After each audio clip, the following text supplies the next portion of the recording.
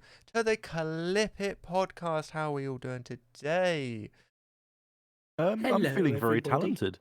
Good. I'm glad you're feeling talented because you are talented. Both of you.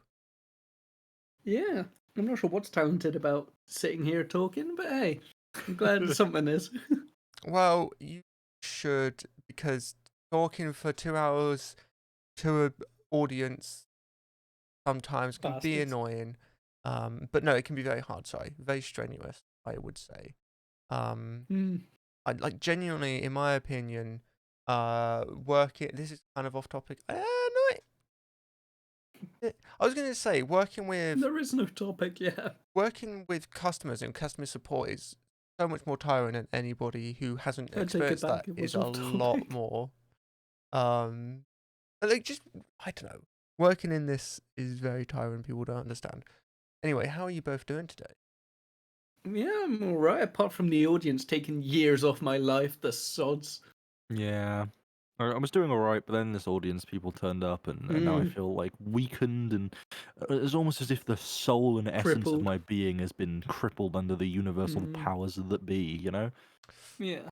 I do apologize about that. Then I'm very sorry.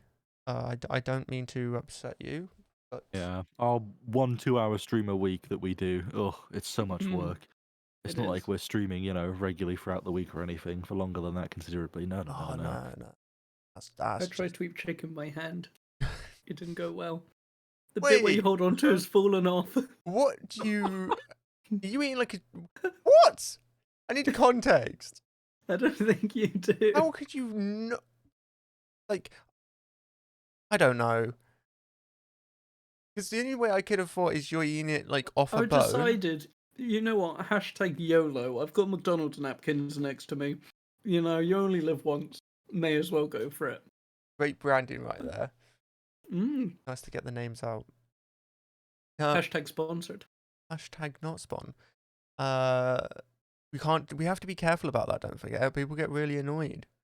The government get really annoyed if you don't clarify Yeah, you're sponsored. Can't wait for a clown to come and bitch slap me. Yeah. I I'll meant wait Ronald McDonald rather than any politician, just to be clear. But Jesus. But yes, no. This week has been. It hasn't been too packed, or like there hasn't been exciting. much going on. Yeah, but the stuff that has is definitely going to be interesting to talk about.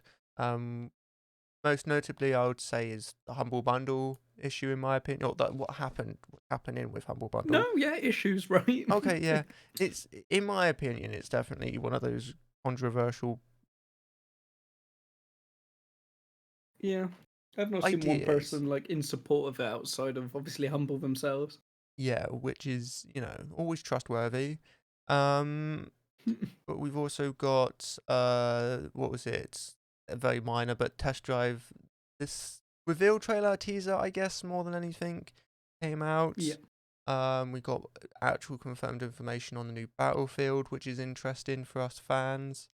And It's Warzone. been cancelled. Yeah, Warzone got nuked.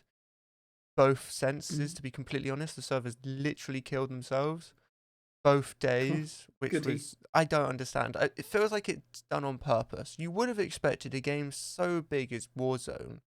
Papa Jeff left Overwatch. That was this week, wasn't it? Oh, yeah. Papa Jeff. That's interesting. I briefly saw that, and I was like, wait, did he? And then I just didn't read up on it because I was doing something else.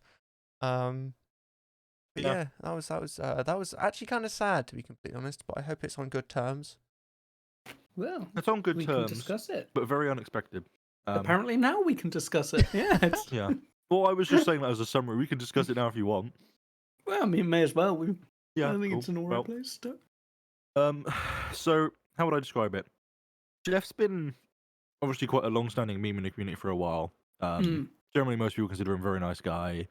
I don't think everyone agree. He's a lovely person. But more recently, the past year and a bit, he's interacted more directly with the community on a one-to-one basis. In that the Overwatch dev team created a Discord where they had numerous pros and streamers in, which the idea was to get feedback on the game and balance changes and to be able to speak more directly with that community, right?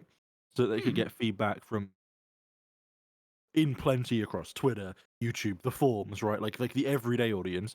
And people were streaming the game. Like, what problems do they have actually, like, with streaming it? Were they having issues that this wasn't fun in the sense of, like, being a streamer?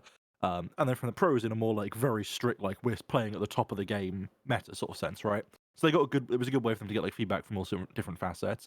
And in there, Jeff's always, like, spoken and been quite friendly and stuff. He's very regularly sort of types. He's quite a casual typer, types for all lowercase and stuff. And what was interesting to me is that I don't think anyone was expecting this retirement to come. Like at all. But in the statement that Blizzard put out, you had sort of like the general fluff you expect from the company. Then you had a statement from Aaron Keller, the new lead of Overwatch, who is more than capable. I don't want to diss Aaron in any way. He's been around for years, worked at Blizzard for years, been involved in Overwatch for years. He's been fine. He's absolutely more than capable of taking up that job.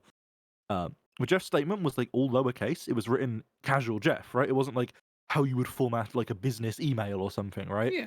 Properly written. It was all lowercase, very casually written. And then later he followed it up on Reddit, with a statement where he basically just like went on I think he posted to either Overwatch Reddit or the competitive Overwatch Reddit. I don't remember which one it was actually posted to, but he mentioned both of them and said like, just want to say thanks. You guys have been really inspiring. I respect the criticism, and you've helped me become a better game designer. And then at the end of it, we're basically saying, please take care of the Overwatch team. They're wonderful, brilliant people, and I need you right now. Which I think is also a nice sentiment to echo, right? In that, like, look, I might be leaving, but like, please show your support to the actual Overwatch devs. Like, they need to hear the support. It would help them a lot. What's interesting to me is, like, I don't like speculating on situations I know nothing about, right? I think it's generally like bad advice to do. That is what this entire podcast is about. Yeah. But like the way the statement sort of came out of nowhere, the way his thing was like for context, Jeff types very casually, right? That's just a part of Jeff. And he always refers to himself as Jeffrey as well, which is very cute. I hate him already. Whatever it is, if this could be completely unrelated and whatever, if not that Jeff would be listening, but if he ever was, right? Like, whatever. Don't mean to get into your personal life, just hope things are chill. But it was the fact that normally in previous press statements, despite Jeff typing casually, he's formatted those press statements, or when they've been pushed by Blizzard, maybe Blizzard forced it on him, I don't know exactly, right? They were formatted in a much more professional sense, more well-written, more the capitals and punctuation and stuff. Well, this one wasn't. It was like, I'm retiring, I'm going to step down from my position, have fun, thanks for the time, enjoy, blah, blah, blah. Like, it was very casually written, which kind of makes me feel like this was unexpected in that he wasn't necessarily planning to retire. Maybe something came up health-wise or situation-wise, and he just wanted to step back, and this felt like the right time for him. Which I think is a shame if that is the case, but I hope all's well if it, I'm just literally pulling that out of my ass. I'm just reading from the way it was written and just looking at the history of how statements have been written by Blizzard in the past.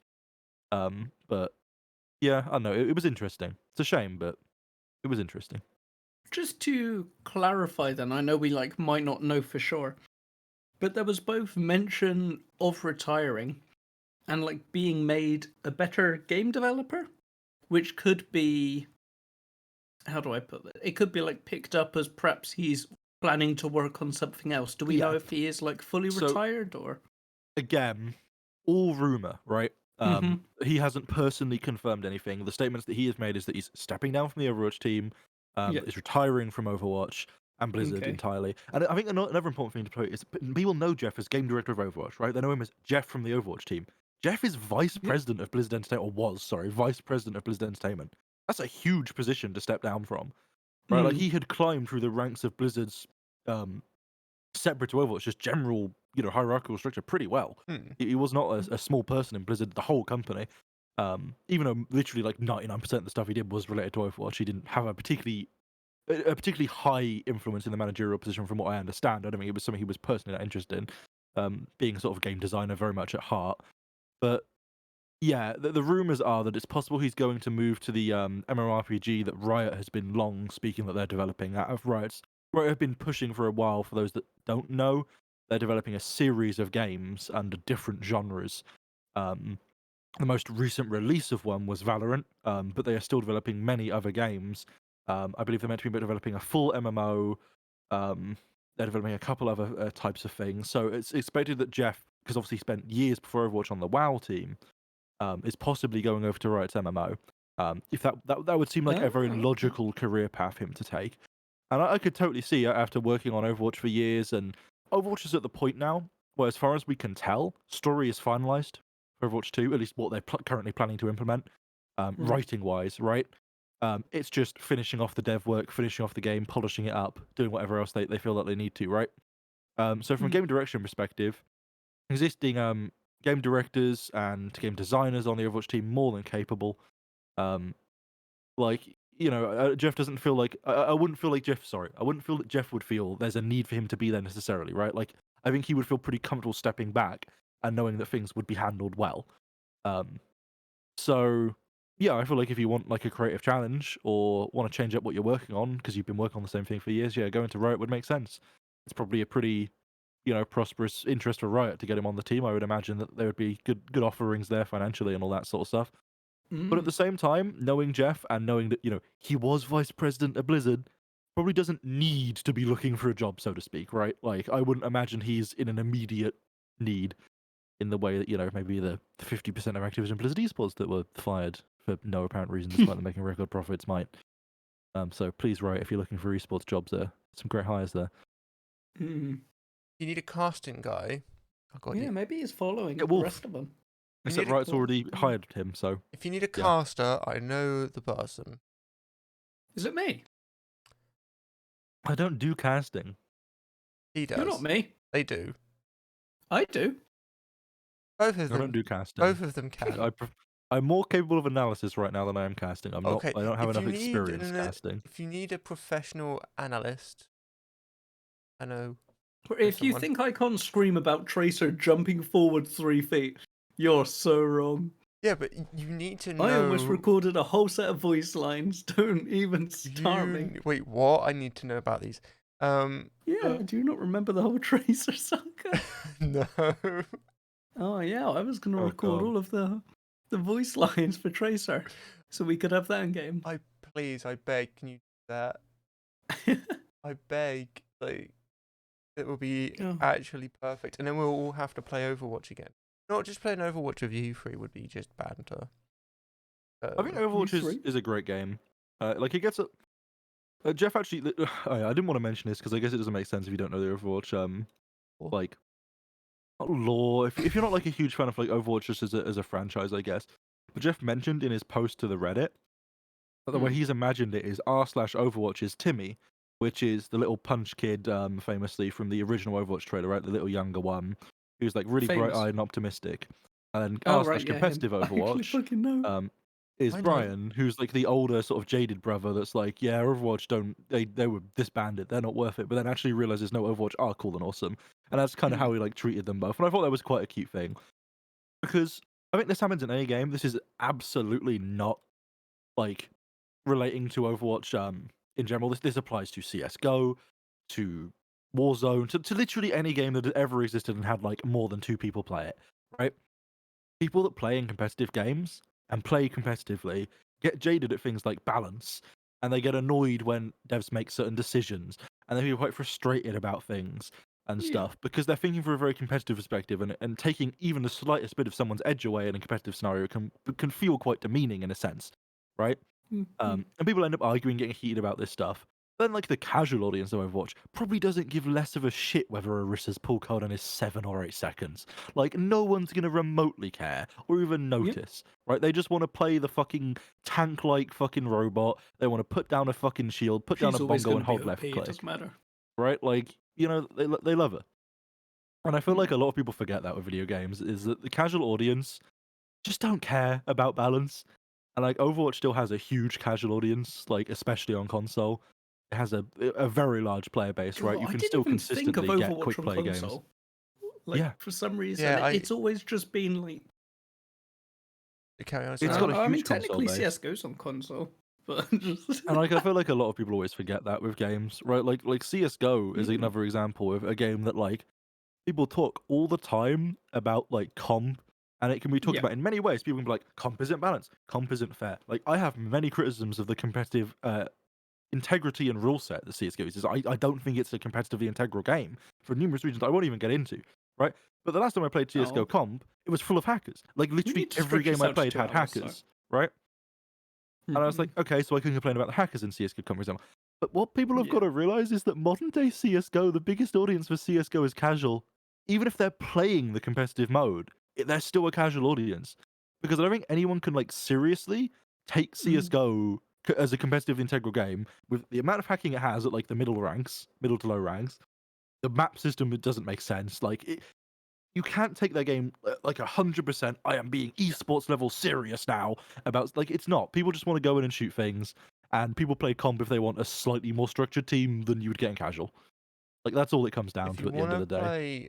If you want to play Counter-Strike properly I competitive, know. If you're going to say what I think you're going to say, and it begins with V, no, that's a different topic. Or it's a different part of the discussion. Okay. No. If you want to play Counter-Strike genuinely, like seriously, you would go on Face It, or if you want to pay Oh, okay. ESL. Yeah. Like that's like where people take it seriously because, or ESL, you're paying money, and in a lot of cases, you're trying to win money in tournaments. Like that time we tried to win money on Face It. Yeah, I personally do agree that I feel Look at like that face. a good thing for a competitive game is to encourage and actively support an open esports scene for your game, right? Yeah. Where esports in this is meaning like structured competitive tournaments. So like Face It for CS:GO, right? Like kind of open division for Overwatch, but tier 2 support in Overwatch is something. So like I think that's always a healthy thing, and I think it should be encouraged at all ranks, right? I feel like literal silvers in CS:GO should be encouraged to play silver v silver matches in Face It tournaments if they want, and that should be a courage and support thing by the community and game devs. And I think the same in Overwatch. Bronze players should be able to go and play in tournaments if they want.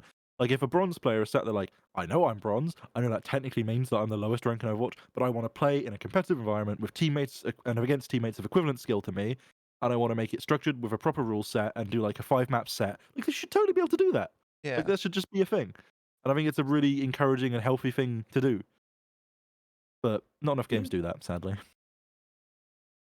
It would be nice, actually. Yeah, I haven't. I can't remember how Face It does it. I know ESL does it a different way, but it would be nice if they did tournaments for the lower skilled players who aren't willing to put 50 hours in a week. Yes, I feel like a lot of the problem can be that those sort of services often run like tournaments where it's like not anyone can enter necessarily. I mean, sometimes they do literally run tournaments that anyone can enter, but you end up in the situation where like a load of teams enter. There's some lower skill teams. Maybe they have a couple game run at the start of the tournament, but then they get knocked out immediately once they come up a slightly higher skill rating team than them, right? I think that sucks because like people are very critical of different players and their ranks in video games, right? But like a lot of the reason people say bronze in Overwatch is numerous reasons, whether it's they're on a bad PC, whether they have some sort of disability, whether they're playing in a really bad situation, they've got terrible internet. Like it can be a numerous number of reasons, right?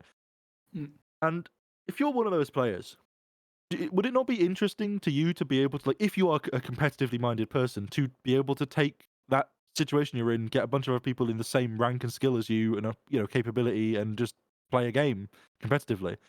I don't see like why anyone should be like excluded from that situation. I think it's unfair to expect people that are bronze in Overwatch to enter an open tournament that they're going to be competing against Overwatch League pros. Like it's absurd, right? Like, and that happens in some Overwatch tournaments, right? There are big open Overwatch tournaments where theoretically every team, you get seeded randomly, and you end up going against like two teams that are just complete joke teams, and they're like literally just called like we're gonna all play Torbjorn or something because it's a fucking tournament where there's no hero limit, so everyone's just playing Torbjorn, and you somehow win against them or whatever the situation may be, and you get on a run, and then you go up against like a fucking plat or diamond team, and you just get fucked because you're just playing against people that are like 3 or 4 ranks higher than you, and that's not very fair because that's obviously a skill gap. Like, I feel like there should be definitely more done to encourage that people of this skill can play against other people of skills in like a tournament setting. I think it's a really fun way to play video games in tournaments. Yeah, 100% agree on that. I'd say, like, I'd say one that does it kind of well, obviously it's in game, would be Rocket League. Do tournaments from, as far as I'm aware, bronze upwards. Like if you're playing at a bronze rank, you'll go into a bronze tournament. If you're playing a platinum rank, you'll go into a platinum tournament. So the tournaments are always, matched to your level or your group's level, depending on if you're playing with friends who are higher or lower ranks. I think that's a nice way of doing it. Obviously, isn't if Face It was to support that a bit more, or ESL again, I haven't used one for a good year, so I don't know what they are doing at the moment, or if they've updated it in a way that you can. But from what I remember, Face It was just open tournaments. Anybody at any rank can play. I don't know if you paid for the premium, you would be able to get into ranked matches that like determine everybody's rank to make it fair. I don't know. Looked into it. I didn't want to spend the money on it at the time. Well, he still wouldn't, to be honest. So yeah, I like that idea. I can't comment for CS and that, obviously. Just in that sort of thing, I highly recommend checking out Jane. Jane's ex-coach, now streamer for the Envy organization. They own Dallas Fuel and whatever the other one is for CDL. Dallas Fuel's no Rush League team. Jane's an absolutely lovely chap. Does streams, does YouTube content, does coaching. He does streams where he'll get people in and coach them from all ranks, from bronze all the way up to GM top 500. He does open like pugs where he'll get like a couple bronze teams against each other. He'll do like bronze team versus a singular grandmaster. Like he does like loads of like funny things like that. Very active, very friendly, very open to just positive competition, right? Like we're not here to just shit on people. We're here to like have fun, and has a very, very, very much works to culture a very positive and encouraging environment for like everyone involved. And highly, highly recommend Janie. He's a really awesome guy. They do sound pretty epic. Yeah, they are. Cool. Are they a charitable person? Yeah, I would say so. Jane's historically, I know where the segue's going. Don't worry. Jane historically is done a lot of work. He's an interesting person. I can't remember exactly what his job was before he became an esports coach, but it was something like a personal coach for people, right? Oh, wow. Where he would sort of do like not therapies. Therapy's not the right word, but people would come to him with like, I'm having a problem in my life, and he would help coach them through that sort of situation and sort of recommend like life choices and stuff. And he took that into esports coaching and first sort of got put into like a more like strategic coach role in like what comp should we play, what heroes should we play, and then obviously became more of a player coach sort of down the line of like, I'm helping these players like with their own lives and organizing themselves to be better as a competitive person. And then he eventually stepped down from coaching in those teams because he wanted to do more community work with his stream, and that's what he's been doing since, still supported by Envy, the organization. And Envy actually recently came out with a charity. They're actually starting a charity that is based on basically sort of distributing esports resources and equipment, and helping teach schools in America about esports and how it can be a really good way to sort of help people develop mentally at a young age, right? Like get them competitively and help them develop a very like fair, friendly spirit in that sort of environment. So yeah, I would say Jane is a very charitable person. That is really, really nice because yeah, I genuinely know a few people that would need him. I'm not allowing this segue to work. I'm joking. All right, you want to not allow it to work? Let's talk about the clothes behind you quickly. I'm sorry, I've just realized and it's distracting me. What are they doing? Have you like changed your curtains out? No. So I've done all my washing. Please don't tell me they're drying. I've done all my washing today. That's all the stuff. That's my question. That's that bag. There's all the clothes I've just had tumble dried. But we can't tumble dry, jeans. So or you're heavy air stuff. drying clothes in your room? Yes, because I normally go over the banister out in the hallway. Yes. But currently my blanket's out there, and that takes up the whole banister. And there's no room on the horses downstairs, so.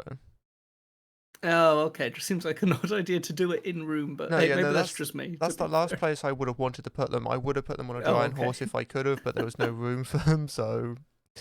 Do you want to hear something privileged? You have your own drying horse. No, we have a whole room for drying horses. It serves one purpose, and it's storage and drying horses, or clothes horses, whatever you want to call them. We've got one on the landing, and it's in front of our wardrobes. So you need to like lean it against a wall if you want to get to the wardrobes. We've got like 6 in a room. We've got 2 downstairs in How much laundry do you have? No, it's not normally all in use, not at all. It's just that they're just why do you have that many? Just collected them over years. Did I speak about this? We have 6 cars parked out front.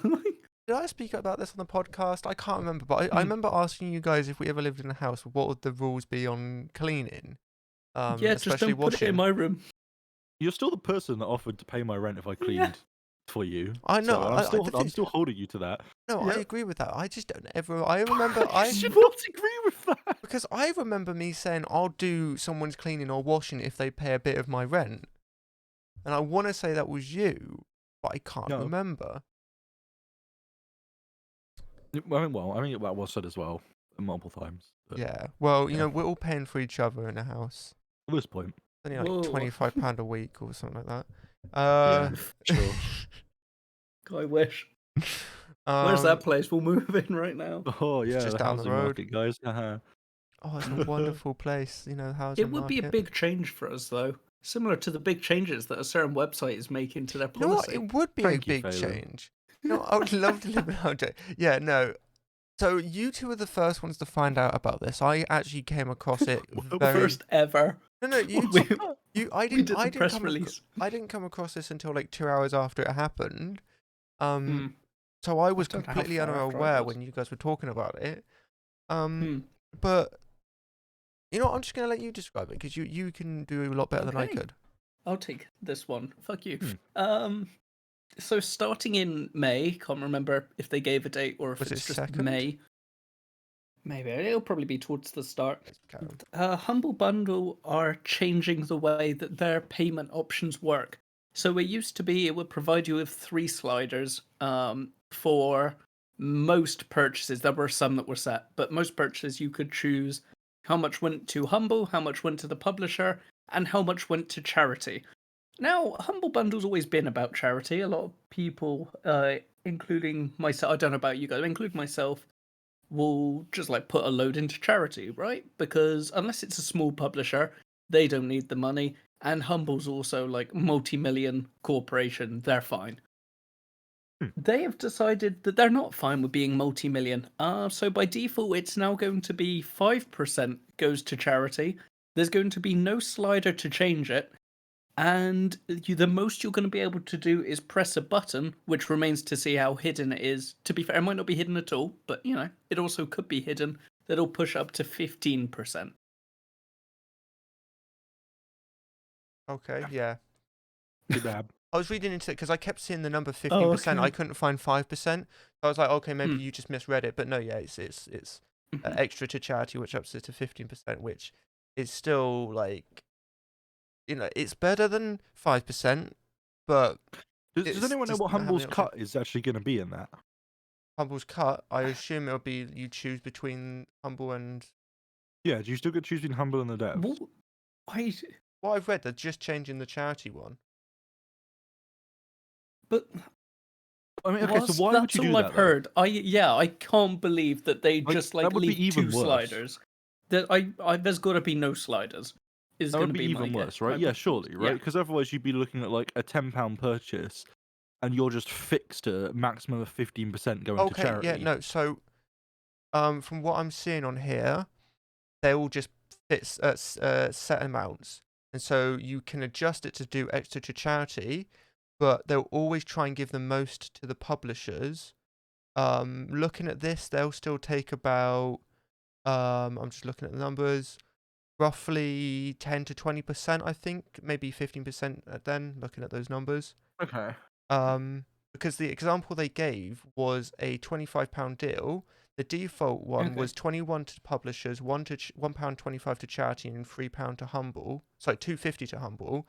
And then the extra to charity just changed the publishers to 20, charity to £3, and Humble to £1.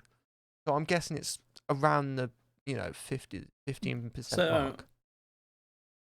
Absolutely, always press that, but make sure in future, if you're getting a Humble purchase, press that fucking button. I mean, I don't think they're going to go back on the changes at this point. There's been multiple articles. I've not seen a single person in support of it, obviously. But I don't think they're going back on it at this point. So I from what I'm reading, I'm not seeing too much. Has there been much said on why they're doing this? It's like greedy bastards, as are the publishers. Okay, because the only other thing I can think of would be the reason they don't have the sliders is just like maybe a tax reason, or or some law. It wouldn't be potentially. affected because charitable donations aren't taxed. So, Mm. like, whatever you set the slide to that isn't taxed anyway, it would only be the amount that goes to the devs into Humble that would be. And like, I get that that's kind of nonetheless immediately complicated, but that's how they've been working for years, and they seem to be doing fine. Yeah, Yeah. literally over a Right. decade at this point. I'm pretty Yeah. sure. Well, when I saw a number, it said Founded in 2010, I believe. yeah, in the decade they've been up, they've raised there we go. 195 million for charity, roughly. Epic. Yeah. So and then like that charity number, like I would assume the majority of users always just leave it default. Like that's what I assume. Or they'll try and make it even. If that's the case, they've probably made an equal or probably double that. I would have thought equal because they when you normally leave it default, it's normally it mostly goes to publishers and then an equal cut charity to them. But by far, they're not like it's not like they're going out of business and they desperately need money. No, definitely. Yeah, I mean, also to note that I've got- Humble Bundle is not a particularly large company. They have 60 employees, as reported from 2017. I imagine that's grown a little bit, but I doubt it's anywhere near past 100 either. They run their own publishing arm. Like, they're not exactly sort of. I don't think they're doing badly. They're not a big company. I don't think they're in particular need of a large amount of money. And it just seems absurd to me that they would make a decision to take away what, in my opinion, like, I'm sorry to say it, Humble, but the only reason I go to your website, which is to give money to charity. Like, you're not a better storefront than any of the other storefronts, right?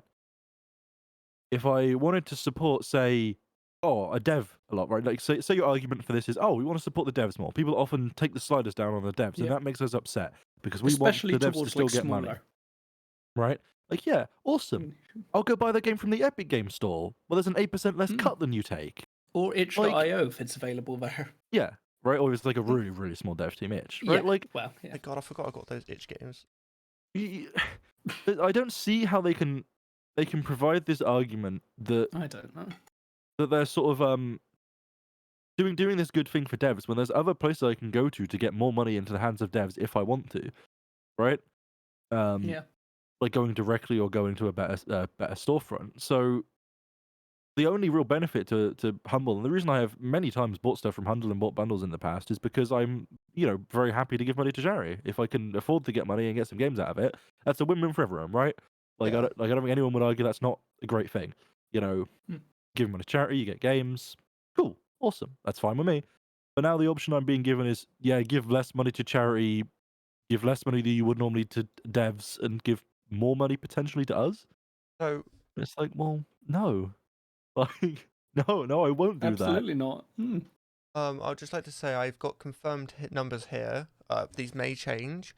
But when you do default donation options, publishers is 85%, then 5% to charity, and 10% cut from Humble. Then if you do extra to charity, it takes that publisher down to 80%, charity's 15%, and Humble take only 5% cut. Yeah. So just go charity. I do love how. I mean, for context, the cut that a publisher gets on Epic Games, for example, is 88%, right? Epic takes a 12% cut, so 88% of the rest of the purchase goes to the publisher. Obviously, on top of that, you've got all of the taxes and stuff as well. Like it's. I think some people misunderstand when they look at storefront cuts that if you're paying for £10, someone is not getting £8.88 from that. No. Yeah. They're getting probably closer to £3 or £4 from it. But especially in the UK, because digital services tax, oh god, the UK is at a point now where, because of a combination of taxes, if you're a game developer in the UK, you now officially get it's 38% of any purchase or whatever, just so flat. I'm gonna have to set up offshore from what I'm hearing. Yeah, Panama's good over here if you want to own ships. I don't know how it is for video games.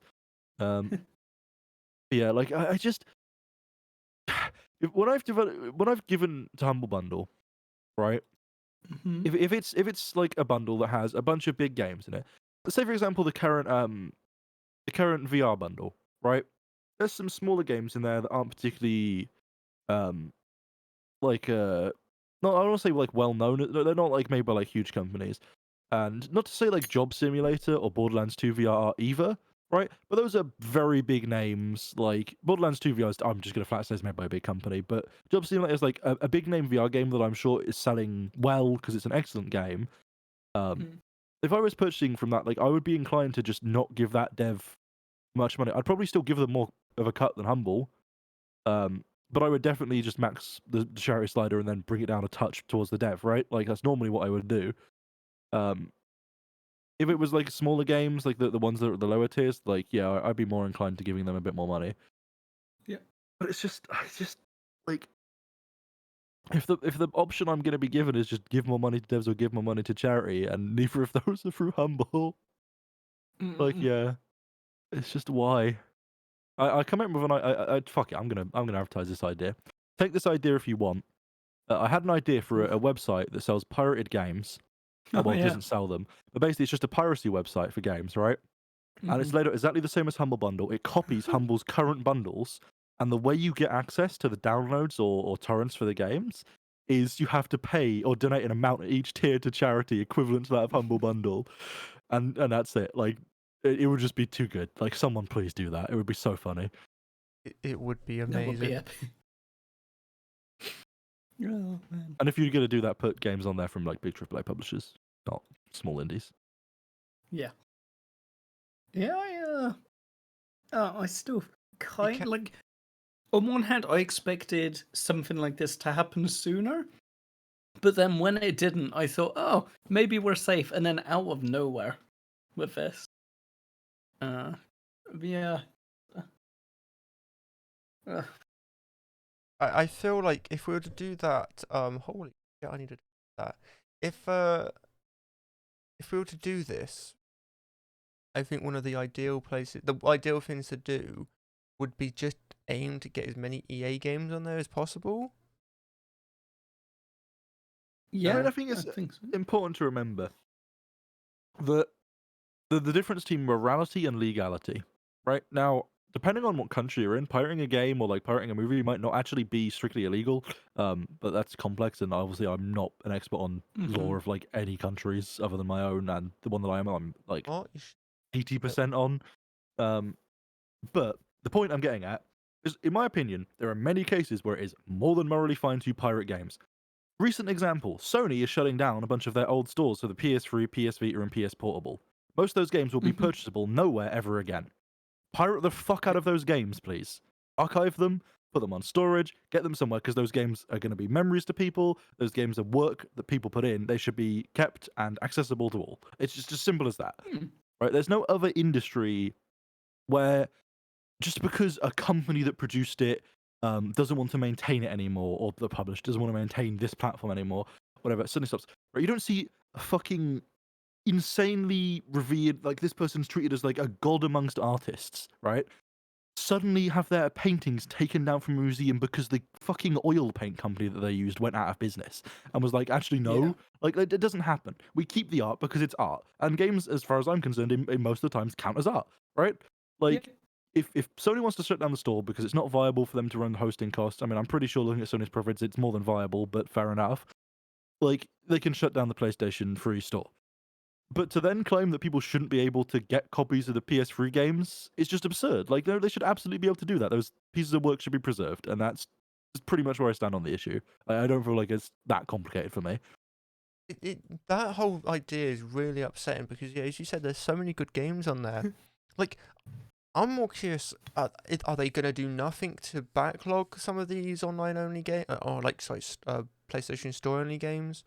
Because, like I was looking into getting a PS Vita at some point when I have spare money, because I want a portable gamer device. You know, as much as I love the Switch, that was what, you know, kept me going, and was what I used all the time back when I was younger, and I love some of the games on there. But some of the games are PlayStation Store only, so it's like, what are they gonna do? Are they just gonna get rid of all of them and not give two shits? As far as I'm aware, from what I have read and seen, you will have absolutely zero way to use those games. Yeah. Right? If you have a physical game, those still work, I believe. Well, obviously they've not been produced or purchasable anymore. All of that shit. But yeah, like if you have a game that's only available digitally through the store, You just that's it. It's just gone. Unless you pirate it, it's gone forever. I And, did. I you know, did a good hear. example of this is looking at like.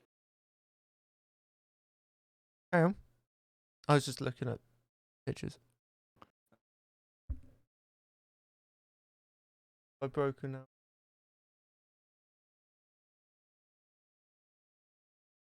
It's like, okay, but you cannot purchase this game anywhere.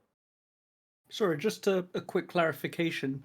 Did anyone else have it? I don't know if that was Discord or if that was just on my end. Did you just cut off for like 4 seconds? It was a bit more than It was like 4 seconds. On my end, I only noticed because at first I just saw your camera froze tactical. Oh, and okay. then Alfie's voice just went, so I think Discord was might it have. on my end or? No, it was Discord then. Because mine did the same. Alfie just stopped, and I thought it's because I did something, because I said something and like did a weird face. That's why your camera was frozen. Oh, I didn't realise no one was talking. Oh, yeah. Typical. We'll be making our own service for next week. Yeah. GameCube has a very strong emulation, archival, and piracy scene. Yep. And the reason that's such a fucking awesome thing is because those games, pretty much it is borderline impossible to get physical copies of for a lot of them because they are either just so obscure games that they're just gone forever. Hard to find. And the ones that do exist, they're not being produced anymore, so those physical copies can be quite awkward to get your hands on. There's no digital store; it's a GameCube. So if you want to play physically on an actual GameCube device that you still own, one of the easiest way is to flash your own ROMs. And if you don't want to do that and want to use an emulator, like you can't purchase the games or get the games in any legitimate way. And it would just be stupid to just lose all of that work that loads of devs over years, especially a really pivotal point in the gaming industry's history, console-wise, to just say, no, fuck it, actually. Do you know what? Those companies that can't make profits on those things anymore, half of which don't even exist anymore, and Nintendo's not going to make any money off anymore. Actually, we're going to stop you from doing that for no reason other than just not wanting you to be able to preserve the art that people created. It's just stupid. No, I'll agree 100%. It's going to be annoying, I guess. Why would they get rid of such wonderful memories for some people? So hopefully they do get, pirated onto, emulated onto PC, should I say. Wow, what a nice recovery. Yeah, I recovered that one perfectly. No, I genuinely thought I annoyed you because you just stopped and I was like, oh, he's doing one of these jokey things again. And then you just came back in full conversation and I was like, Yeah, obviously on my end I had no idea anything was happening because I was watching the stream on my main monitor, not Discord's window, and I'm speaking and none of you guys are, obviously, so I didn't hear anything happen. I didn't notice because I'm to be completely honest, I'm also browsing. We're going to have to sue. My itch.io bundle that I bought that has 56 pages of games. I'll start reading up the legal document. I know they won't. I really want itch.io to give me just a download all button. Oh, it would be wonderful. I seriously just want to download all of my games. They were going to do that when they released that bundle. I think they said they were going to make a way for you to find it more easily, which they did. But even that took them weeks. And then, but I can't complain. Oh, there's such good games on here. I need to download. Yeah, which is a great website. It is, and there's some perfect games on there. Now let me download it. I couldn't even find a GitHub page to do. I was really hoping someone had made that. I think the most complicated thing would be telling it to do the Windows download every time. I need to see if this has got multiplayer, because if it does, we all need to play it. Oh, this is going to be interesting. I doubt it does, because obviously, it's. I doubt it, but it looks like it could. This will be a slightly more controversial take as well. But DRM-free games, right? One of the common you shouldn't have DRM-free because of this reason arguments is that if I purchase a DRM-free game on itch or say Humble or wherever, I could download that and then just give it to my mates and we can all play it. Right? Yeah. And I understand where that comes from, but at the same time, when I had games as a child, I could purchase them and give them to a friend and we could play it. But yeah, no, I love that was how that worked. That's what I love. Which I love the developers for It Takes Two and A Way Out. That concept of only one of you has to own the game to be able to play it co-op. I love that idea. And I really hope that catches on more. Yeah, and I know it was a while ago, but it reminded me of that whole drama Xbox had when it was the PlayStation and Xbox new consoles coming out with PS4 and Xbox Series X days. Oh, sorry, Xbox One. Where like Xbox were like there was the whole drama of Xbox were gonna have DRM discs basically. You can use it in one console and one console only. At which point, at one of the presentations, Sony just did this little like promotional bit where it was just like, guess what we've just got, guys. It turns out if you give your game to someone else, they can also play it. Like What? Like That's madness. Adding DRM to disc games is genuinely one of the worst things anybody could have ever done. That was a big problem with sport, wasn't it, in its early days, if I remember correctly. I think so, actually. Now that you say that. Yeah, I think they had DRM issues. Even with the disc version, I think it was like you could only use it on 4 different computers, or something like that, maybe 2. I don't know, I don't remember the numbers, but I knew they had an issue. There's a VR game in here. Anyway.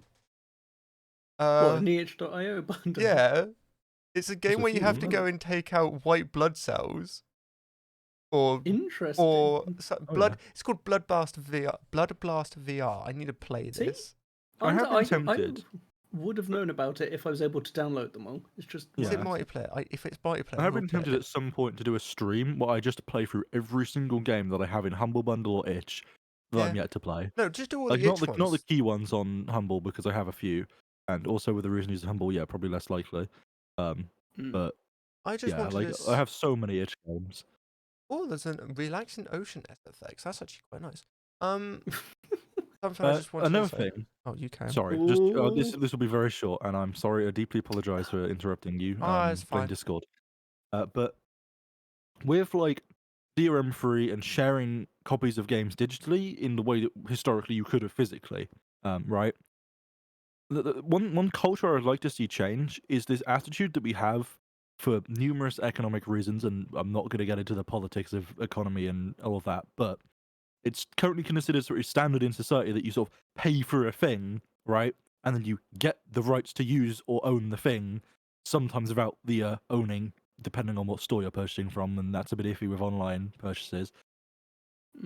I feel like that should change to, I purchased the thing, so I get the DRM-free game from Itch. I have the right to share that with my friends and anyone reasonably. Yeah. And the culture should change to accept that people go, oh yeah, my friend just gave me this really cool game. That was really cool. I'm going to donate some money to the devs of that game. That was really nice. And I feel like that should be how stuff works. I think that would be way better if instead of purchasing a game, right? Because like demos don't exist anymore. Well, they do, but not anywhere near like they used to, right? Instead of purchasing a game and having everyone purchase the game, I think it would be way more interesting if people got to try way more games, especially on like the smaller indie scene. In order to explore these games, and then there was a very, very established culture of like, I enjoyed this product, I will donate, right? Yeah. And sort of more, I guess more like a pay what you want system. Would very much be how it is, you know. Like I think that attitude is something I would like to see a lot more people pick up. In that it's fine, like if I was to release a game, I'd be fine with people to distribute the DRM-free copy between their friends, and I would just ask that if people enjoy the game, throw me a couple of quid, you know? Like, that's reasonable, I feel. No, yeah, that's I think is a really nice way of doing it. Both from a user standpoint and from your standpoint. I just wanted to say 2 things. First one I've just figured out. The first Octodad is in this bundle, which I was completely unaware was a game. I didn't realize Octodad Deadliest Catch was the second in the series. Fake fan. I know. I just didn't, because I saw it and I was like, this looks like the most, like, I don't know, it just looks really weird, but it looks fun. I need to play that at some point. Secondly, I just wanted to, really? I don't know if I want to say it now because it's off topic, but it's... I mean, we may as well. Okay, cool. I just want to briefly bring this up because this was big news early in the week, and that was that the UK football almost fucking killed itself. Well, it was very far off where the UK. I thought this was going. Oh no, because it was more UK teams than European. I think there's currently 3 European teams in it still, and there was going to be 5 UK teams, but they've all pulled out now. but that almost killed football in the UK scene, like major football. And the fact that it's, that they've all backed out now is a good thing, but still seen as, oh, you did a bad. My favorite thing about that whole drama on the Super League was, as someone that doesn't follow football and doesn't know how football works from like I know like the rough rules, I don't know the detailed rules, but I know the rough rules of the actual game itself, but I don't know like the structure of the competitive scene. I couldn't tell you exactly how the relations between, say, like the Premier League and the Champions League. Like I don't know that sort of detail of the competitive scene. It was interesting for me as someone that follows a lot of esports Twitter, because a lot of esports Twitter, the people that did know about football and did know how that scene worked went, "This is terrible," and the people that didn't went, "But so I'm confused. Why is everyone angry here? Because isn't this just like the best teams competing versus each other? Like, isn't that just a good thing because you get to see better competition?" Like, treating from a very literal perspective, not understanding that it was a very sort of self-interested decision by some very rich teams and organizations to. It wasn't even arguably the best teams, right? It was entirely. Again, I still don't fully understand because I don't understand the exact intricacies of how the competitive team football works. But basically, a bunch of rich people wanted to make themselves richer by stimulating a league that just was only them, so that they could all profit off of it, rather than including everyone into the competition in a sort of fair and structured way. So to give it more context on what you're saying, one of the big things that got these big teams in it was the amount of money the teams would have received on joining the league was more than they would have winning a Premier League, which is one of the biggest leagues in the UK. So joining the Super League, you would have got more money than winning one of the biggest tournaments in the UK or Europe, some would say. So that I can understand why they wanted to do it. People do forget that, and this happens a lot in esports as well. It's not under the teams, the managers, or even sometimes the board's decision. It was the owners that wanted to do this. Yes, the teams had a lot of the players, or more or less all the players, didn't want this, didn't care, and didn't find out until the day of. To be fairly honest, same with managers. So like the fact that a lot of people got annoyed at the teams was just unfair. I can understand it. Obviously, if you don't have a true understanding of the what's going on behind the scenes, I don't blame you. But I mean, again, like, you need to separate that. It wasn't everyone. Like, don't get me wrong. Not everyone that I see on esports Twitter was tweeting that. People on esports Twitter that know how football works as a scene anyway. And there were people on esports Twitter that were like responding to these people like, "But isn't this just going to be good because it's going to be more competitive and make it more enjoyable to watch like a more rigorously competitive game?" And some people were like, "But isn't that the Champions League? Isn't that the World Cup? Isn't that the point of like, oh, so you have fucking middle of buttfuck nowhere FC and also the buttfuck nowhere FC, and they compete, and then they have some really good matches, and then slightly more significant place FC notices the player of middle of buttfuck nowhere FC, and eventually you go up the chain all the way until this person's playing for a regional county in a country, and then they're playing for the country's team, and then they're playing in the World Cup. And theoretically, even if it doesn't necessarily always work like this, someone that was good enough at football could climb that path and end up playing at like the top of competition. Yeah. Like, so you don't need the Super League. But obviously a lot of this is from people that like I couldn't even tell you which leagues are in which order. I'm just guessing based on the names, right? Like, I know loads of people that I saw were guessing based on the names because I saw some people talking about the Premier League as if it was like the best league in football. And I was like, but isn't the Premier League like a UK thing? Like, no, the World Cup's the tippy top. Like, everyone was just confused basically. Karen's on. So yeah, here we go again. Oh god, I was just gonna say, like, for people who don't understand why it was such an issue, the two main points. I don't mean this in any offensive way, but a lot of people saw this as it was Americanizing football, and it was more or less a quote from one of which is the worst football. It was America. It was a quote from one of the owners of these teams, who is they're called the Glazer brothers, I think they're called. They own Man United. They just sound like a neighbor who owns a glazing company. But I don't know if it was them or not. But one of these American owners who owns these football teams said that he doesn't understand the whole point of relegation in UK football or European football, which I would say is a huge part of why nobody wanted this. Second was BT, BBC, Sky. None of these, obviously BBC. But none of these wanted to buy a contract with the Super League, so it wouldn't have been shown on most UK TV. So people would have had to pay more money to watch football they Oh, probably didn't care God. about. So that Oh, was yeah. that was also another real big argument to what's the point of this. I think it is a general problem with sports in general, in my opinion, though. Like for me, what I enjoy about watching sports is watching players. Generally, if I'm watching sports, I want to be watching towards the better end, towards the more competitive end, right? Watching skilled players do something that I probably can't do, and stuff. Because I mean, even if you're like literally number one rank in Overwatch, you're not on the level of some of the players in our OWL, right? Like Overwatch League. Don't get me wrong, you're probably on the level of some of them for numerous reasons. But like the absolute top tier best players in Overwatch League are a good bit past the top of the ladder, because there is a huge difference between playing with random teammates and for people that don't know, in Overwatch, once you're at the top of the ranks, you can't queue with somewhere more than one other person. So the maximum you can do is a duo queue. So you can maximum have one other teammate you expected with you on whatever role you expected.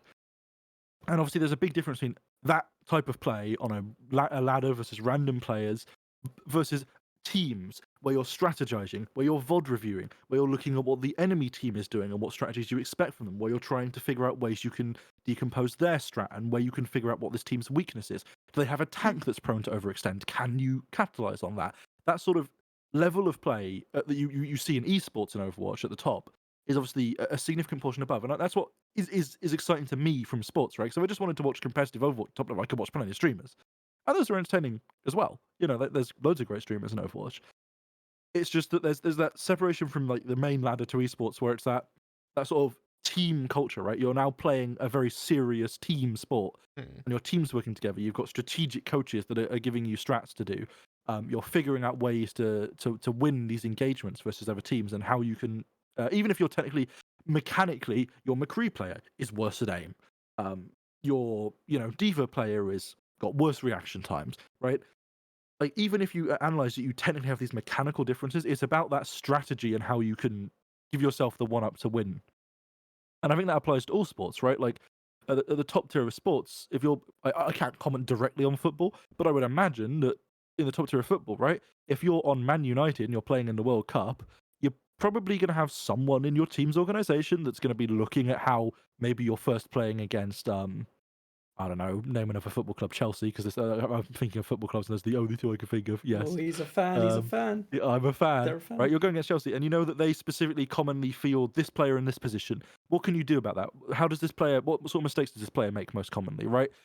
What ways could you maybe try and psych this player out, or whatever? Like in a physical sport, it's kind of different to video games, because just put simply, video games are more complicated than physical sports. That doesn't mean they're better necessarily. They just have more complex facets to the ways that they can be played, because you can use 3D space more, right? People can't fly in fucking football, at least last time I they checked. can't. So there's obviously that separation. That's still the thing. So it happens a lot to me in esports when I see or it annoys me a lot in esports and normal sports in general, when I see these team owners separate to the actual organization that's running the team make these decisions that are very abstracted and separated from an understanding of the industry itself. A good example of that in Overwatch League recently being the LA Valiant, who had a team of fan favorite players, had some relatively good players, and their team was owned by a separate team to the people that managed them. I think the team was actually at that point owned by the people that were managing them, but that sort of was a separate department. Basically, it wasn't like the team owners weren't the managers; it was just owned by the same company, strictly speaking, right? Okay. And separate to the managers knowing, separate to the players knowing, separate to the social media managers, all the staff knowing, this organization that owned them, this team owner, wanted to sell the team eventually. But they couldn't just sell the team right now. So what they did was sort of go with this middle ground where they obviously were interested in, basically they want to leave the esports scene. It's become very clear now that they're not interested. They've got other financial interests. They're running like a gaming website and service in Brazil or something. So that's what their main business interest is now. They want to pull out of esports. So what they did was they sold off the managerial position to another company in China and kicked all of the staff out of the team. Every single one. Every player, every manager, the coaches, they all got booted.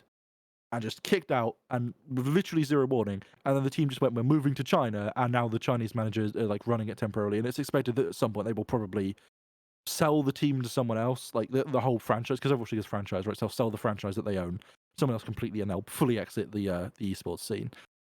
And this sucked for everyone involved because there was no warning. They technically took advantage of rules in the new contracts that have been in place for COVID, and that people need to be able to sign people very quickly, and all of that. It was quite a messy situation. And what this team ended up doing under this new managerial sort of role is basically picking up a bunch of not that good players that they could just get on for cheap and not pay much money, who were just happy to receiving a salary. Even if the salary is very low, probably minimum contract requirements in our OWL. And I think just shit like that sucks, because it's just a team decision that's clearly, like, fair enough, that team as a business wants out, right? Like, whether you agree with their decision or not, they want out of esports. But with, like, some structure that could have been handled so much better in, like, handing the team franchise off to a different owner that was interested in continuing esports, right? Yeah. Like, to just fuck over players that are expecting to be employed for a year under a salary, and the staff and the coaches, just with literally zero warning, and to just move to China. And it was all happening in, like, a 3-day period. It's shit. And when shit like that happens, like, I think it does show a problem in all sports of the people that own teams versus the actual managers having a sort of separation of interests. In that, if there had just been better communication and better organization, then that could have been handled so much better, still allowing the business to pull out from esports if that's what they want to do. Yeah. No, yeah, I think completely agree. I think you gonna... hit it nail on the head. God damn it! I was gonna say that. You're not allowed to take what I'm gonna say word for word. You saw it. Oh. Welcome. I don't eat chicken wings now, so I talk less. I see. Oh yeah, that's actually how it is. Oh dear, oh dear. I just want to say. Oh yeah. I know itch.io you're not watching, but please, in the bundle, let me sort by multiplayer games only. I was thinking that earlier because I found one that was multiplayer up to 4 players, and then I found you couldn't sort by multiplayer one, so we're gonna have to go through and find some. Yeah, there are some really good absolutely games on something here. we're gonna have to do. Like, I streamed Overland. Overland is a great game. I highly recommend it.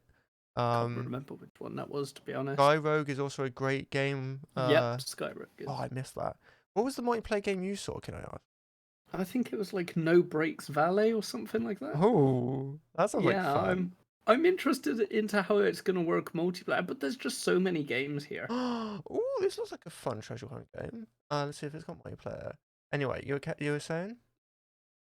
Oh man, I was saying something like I came into this podcast as always, like expecting to do certain topics, but then I like always get myself sidetracked. Like when you were talking about like was it the PlayStation Vita? You said you were thinking of getting.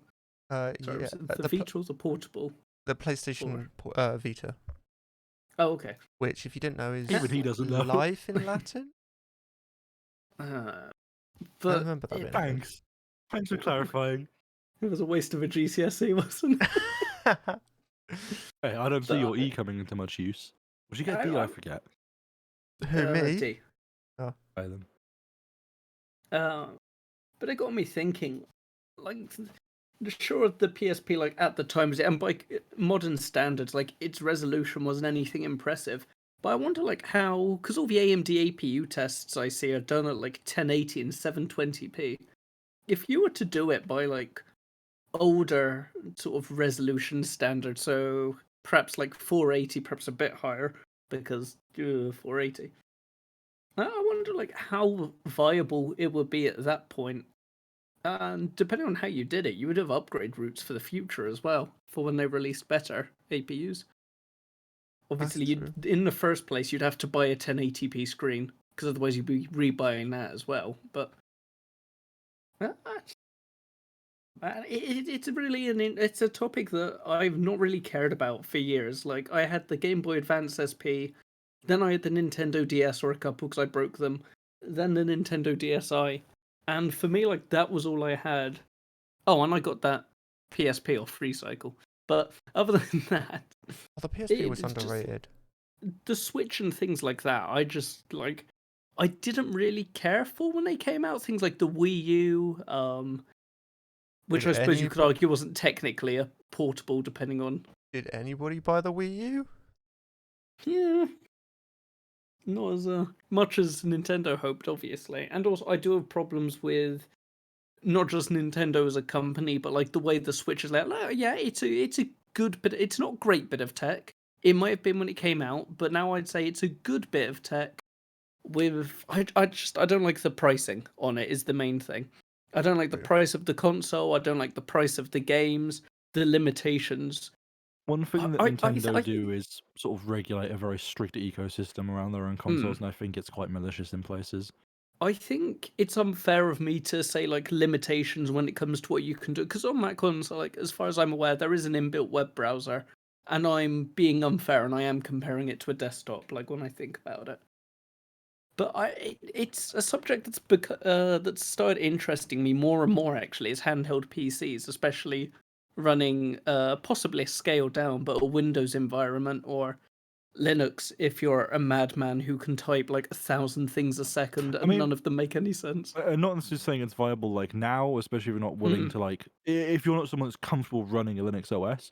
But the advancements that are being made with like Proton, for example, that allows you to run like Windows binary games on on Linux, sorry, with like basically no issue, like that continues development. Like you get some more usability, and they're like, I can absolutely see like you can get a really low level system that's quite low overhead on like a handheld console or PC. Sorry, you know what I mean?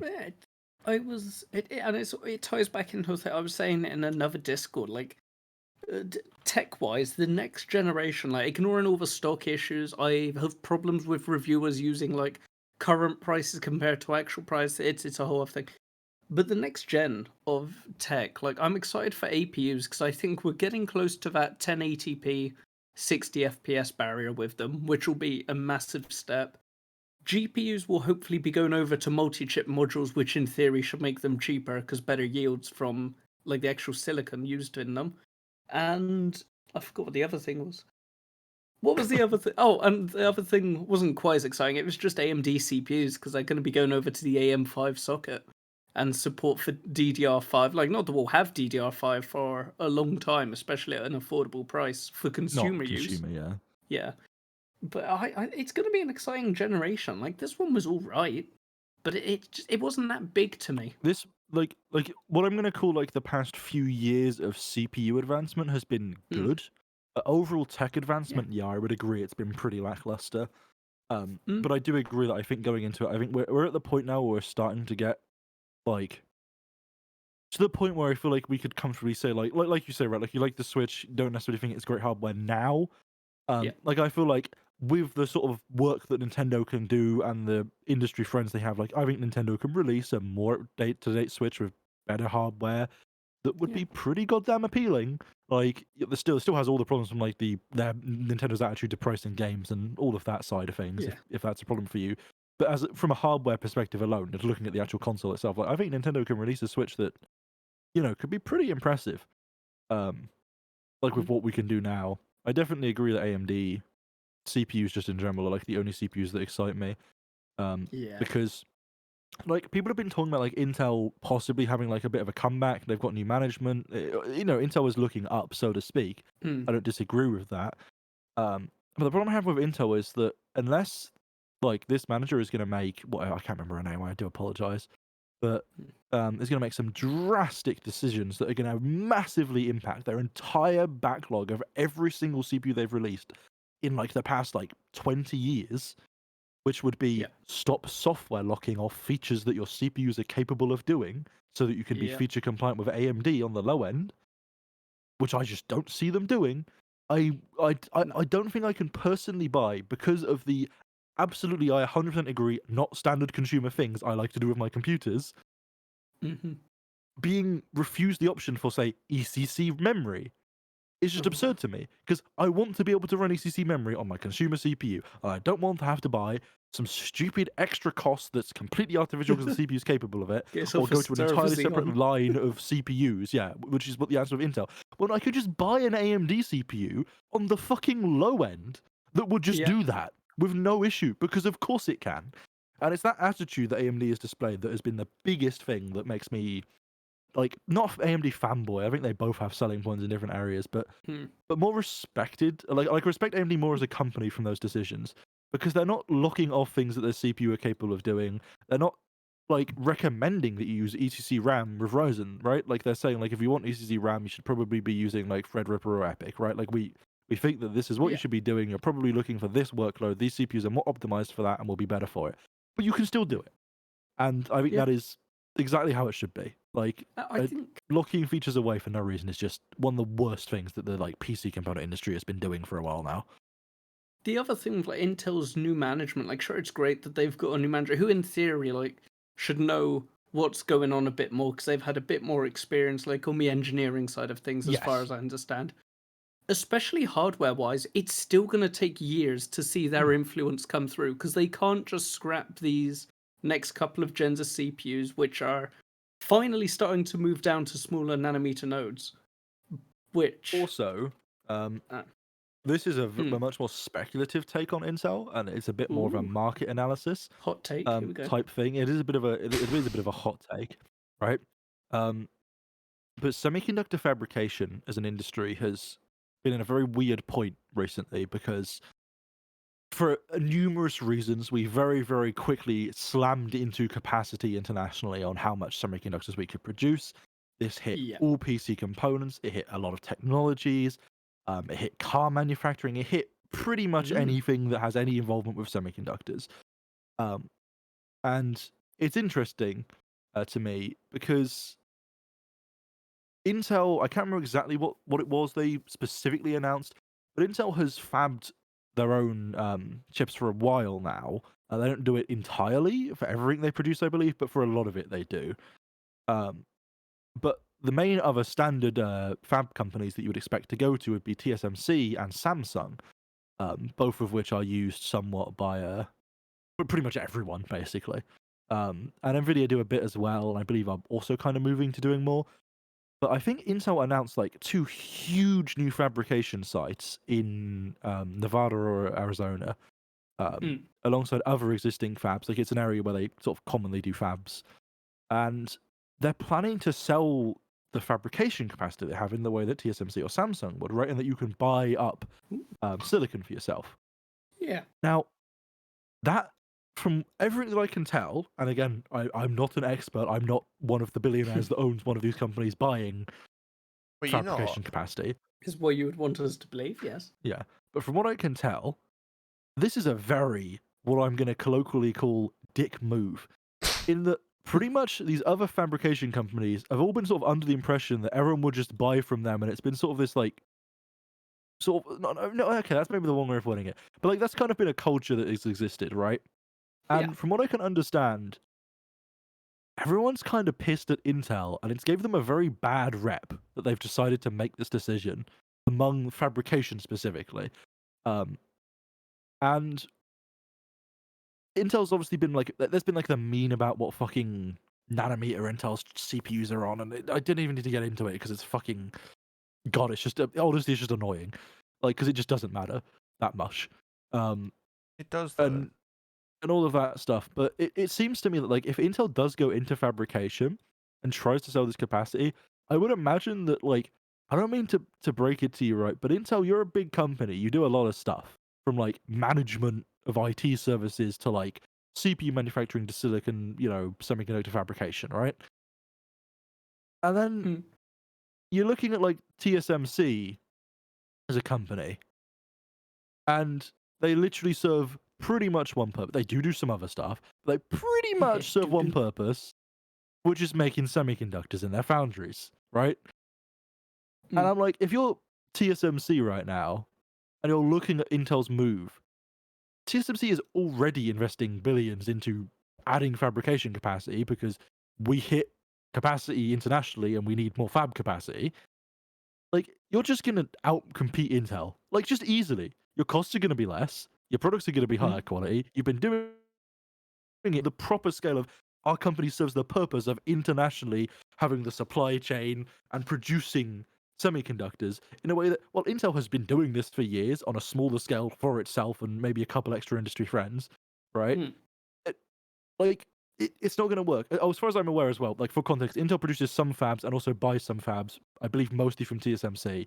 I believe in the agreement or in the statement they put out about this fabrication investments, once the plant's a thing, they're planning to stop ever buying from TSMC. So that's going to be quite like that's part of why it's been like considered a bit of a dick move. So because obviously they're very much trying to become a competitor. It just seems like something that's going to piss all these other companies off. Doesn't seem like it's going to work because I'm sorry, but just like TSMC and Samsung are like just so like the winners in this industry as it is, right? Like, everyone's been using them for years. Everyone, I expect, will continue to use them for years.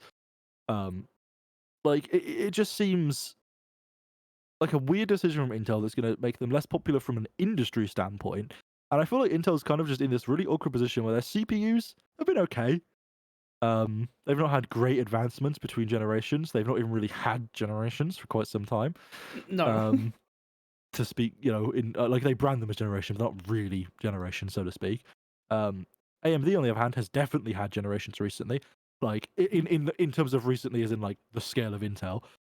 It's not like they're doing like year on year or more than a year generations that like we've seen in the past CPU wise, but they're definitely advancing at a faster rate generation wise. They're a nicer company in terms of their attitude towards features and what they offer on their CPUs. In my opinion, depending on what you're looking for, they're the better option price-wise. I just don't see that Intel's going to actually be that successful, like down the line, unless they make some like hugely serious changes. I think they rely very much on like from like the gaming and consumer perspective, just the recognition of their brand.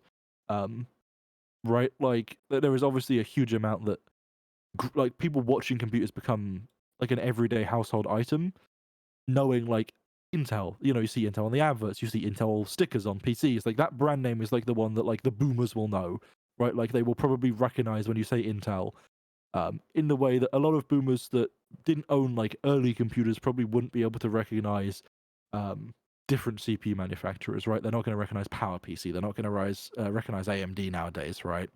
Like they're just not. Like Intel just is that name. People know that. People don't even recognize Nvidia, right? That are boomers because people don't care about anything other than the CPU because fuck it, apparently.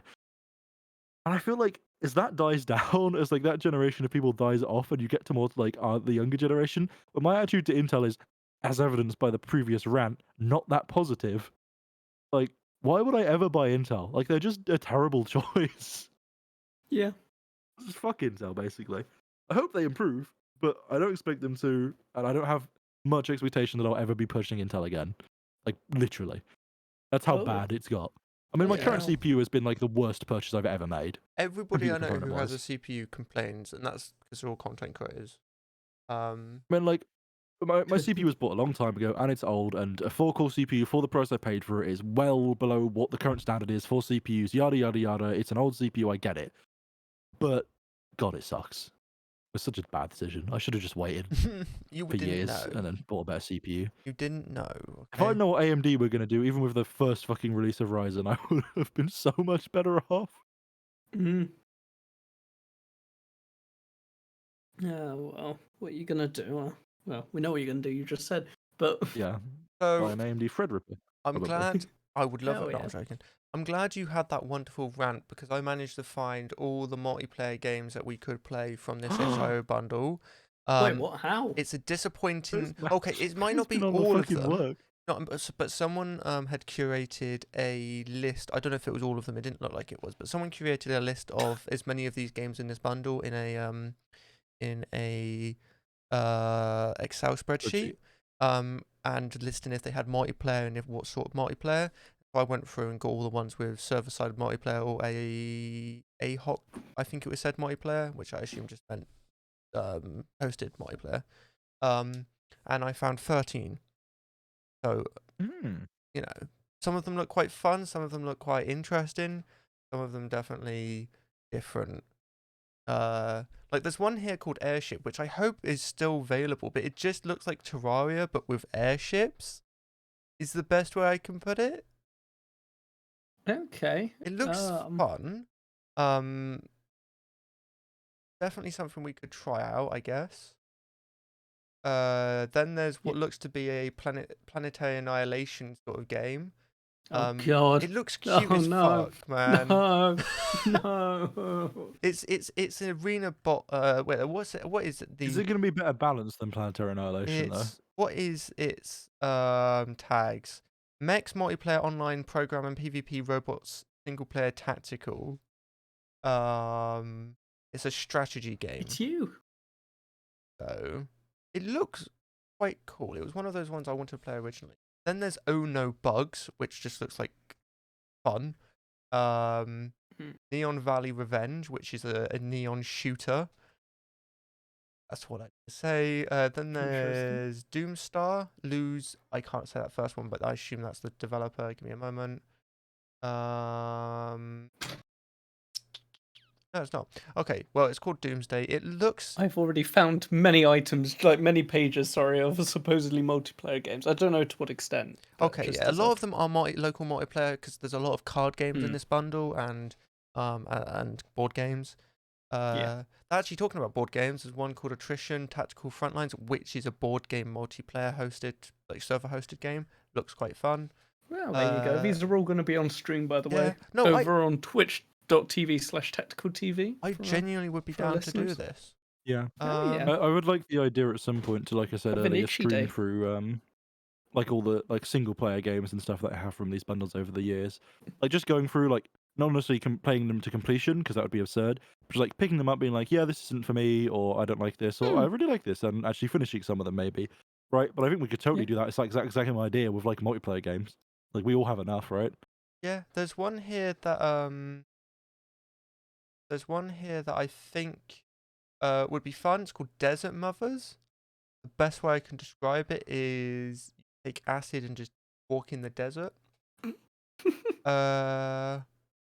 Then there's Rock and Rush Battle Racing, which just looks like your typical racer, but you instead of winning, you have to kill each other. My personal favorite, Penguin's Arena. You can quite literally guess what that one is. You play a penguin in first person. That's good. Then you got Over the Moon, which is a love story about someone who loves the moon too much, but apparently it's got multiplayer on it, and I'm just interested to see how that works. And then I think that was all of them. Oh, and then there was, I don't know if this has multiplayer. It doesn't, but this game looks absolutely called Moo Cartography, where it's a treasure finding game. You know how you got that like height map? Like how you got like an extruded height map. It's basically that, but you're looking for treasure. It looks really cool. Really nice idea. But no, Airships is one I'd love to play, try out. It looks like a proper good game. Sauce. My only worry is there's some games on here that I keep seeing like there was a couple I saw that said early access, and I was like, well, does that mean this version of the game I've got still works? And if so, in its current state? But no, yeah, I would genuinely love to do like I did actually not shortly after buying the bundle play a couple of the games on stream with my girlfriend. One of them most notably being I said it like 10 minutes ago and I've already forgotten. I'm such an idiot. Overland. Overland, I love that game so much. Super Hexagon's on here for like God's sake. That is a wonderful game. And Last Night. Last Night is a great game. Highly recommend, all of these games. Get them on itch.io, you get the developers get a really good cut out of it. Unfair Jousting, that was banter. Desktop Goose, I wish my girlfriend didn't download that. Oh, I still got it. Oh, yeah. Oh. Yeah. It's incredible how many geese you can have. 52 OGG files. Oh, yeah. I'm glad this is now just listing off games. Wow. Oceans. Yeah. We'll have them featured on the podcast next week. Just ocean sounds for you all. Yeah? We'll definitely play some of these games on stream. I'd love to try some of these out, like the general. I really want to try out called Gladibots. Gladibots? Yeah, gladiator. It's a word. Nice. So wow. You're welcome. Oh, interesting. It looks like Also, you have to code the bots. I'm not sure if this is still the case. I am not an expert on this with itch. But I believe the way their cut system still works, as in like the amount of the revenue share they take, is pay what you want by the developers. So when you host a game on itch, you can choose the cut that itch gets. Oh, okay. Down to 0, up to, well, I think theoretically you could do 100. So I'm not sure if that's exactly how it works, but I think it still is. Obviously, I believe if you were like a developer publishing on itch through a publisher, the publisher probably has some influence on what you set that to. But as far as I'm aware, yeah, like a purchase on itch does not necessarily give any money to itch, or it could give like 50% of the money to itch, depending on what the person is comfortable with, which I think is a very open and friendly way of doing that. I would just like to correct myself, by the way. That game I said that looks like Planetary Annihilation, I was completely wrong. It's a game where basically you have robots and you have to code the AI in them, and depending on how you want to code it, you can make them attack, defend, or like it looks like a really cool concept for a multiplayer game, which would be interesting. Definitely. Hopefully the multiplayer still works. That's all I can say. But it's got like it's really an interesting. Oh, do you want a link to it? Well, I mean, I've got the thing here. Oh, it's just I'm so glad. I know you mentioned this earlier, but I'm so glad they added a search functionality. Like I don't know if that wasn't since day one on the bundle, but like scrolling through 59 pages of games, which each page was like 20 games, was it's nice because you learn and find new stuff, but I still just wish there was an adults library button. I understand why they might not want to do that by default, because people don't want everything spamming their library, but I want everything in my library. The library is the place where I'm meant to be able to easily sort through my games. Yeah, that's true. Yeah. I found a VR drum game, which I'm gonna have Course you fun did. with. Of course you did. And oh yeah, the one I forgot to say, there's a VR billiards game, which I really just want to play. Oh no. A significant portion of the reason I haven't played a lot of the games in this itch bundle when I purchased it was just one, some of them I actually like already own on Steam or whatever and have played. It's like those, whatever, they're not really relevant here. But other than that, it's just that like there's like 60 pages of games with like 20 games on each, and I have to go through, and there's no information other than the name, like a short description and the picture. So I have to like open every single one in a new tab, figure out what it is, go, oh yeah, I like that, then go back from that page to the bundle page, then to hit the download button, because I can't just do that from the normal page. And it's just like, it's kind of like really awkward to do, and I just haven't been able to easily sort through them. But if I just had them in my bundle, I probably would, my library, I'm sure, would be able to do that like considerably easier. Well, okay, the games I recommend. So I'm pretty sure you can sort your library. The games I recommend are Gladiator. It's spelled GLADIA bots. Then we've got airships, which looks like fun, and what was the other? Penguins, I guess. Penguins Arena. I think those two would be the best to try multiplayer way. Or maybe Neon Valley Revenge. Yeah, why not? Yeah. It's a first and third person multiplayer game. So, wow, it looks almost like identical to Call of Duty. No, if anybody's curious, by the way, there's a PS Vita going on eBay. It sells in 8 minutes, and it's currently at £75. It still surprises me how much these old portable consoles go for, like DSs and all. I was just thinking about old portable consoles, perhaps not the PSP and Vita so much from what I remember of their design. Things like the DSs though, like they had a dual screen. That'd be useful for like a modern day one that's running some sort of like proper operating system. Yeah, a bit like the Windows Surface Duo. A bit. Yeah, sure. No, like someone told me, because this whole thing happening with Sony's console, the store, that the physical games are going up in price, especially the rarer ones. Which I was like, cool, because he literally just came to me and said, "Does anybody here?" Like we were in a group, and he was like, "Does anybody here have any PlayStation 3 games, like the physical copies?" I'm like, why would I? I get rid of most of my PS4 games. Like, I very rarely keep my console games. Monster.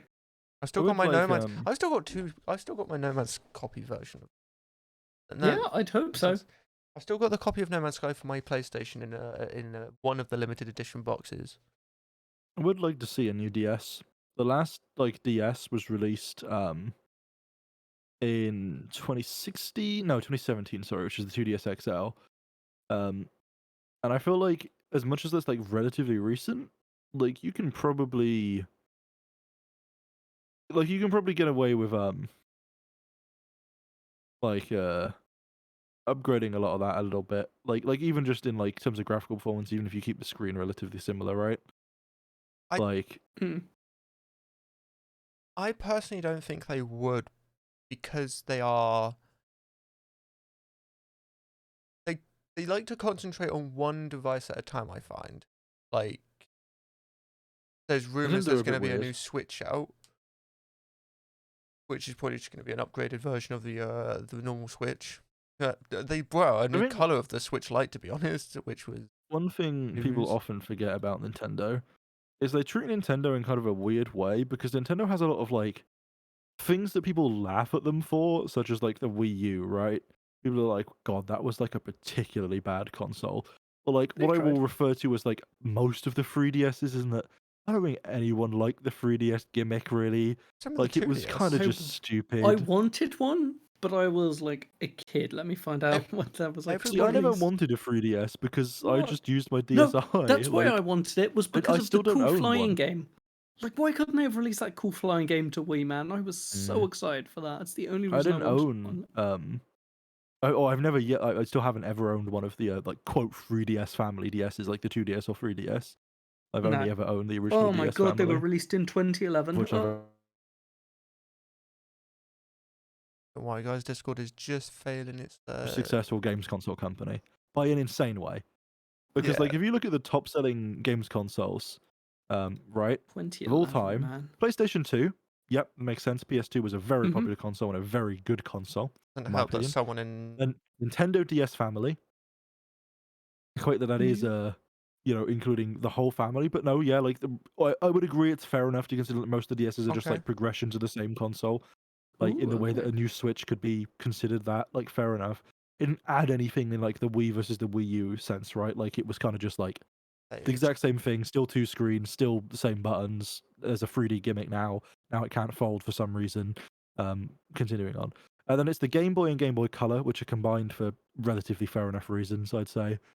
PlayStation 4, then PlayStation, then it's Wii, then PlayStation 3, there's definitely Xbox 360, there's two companies here.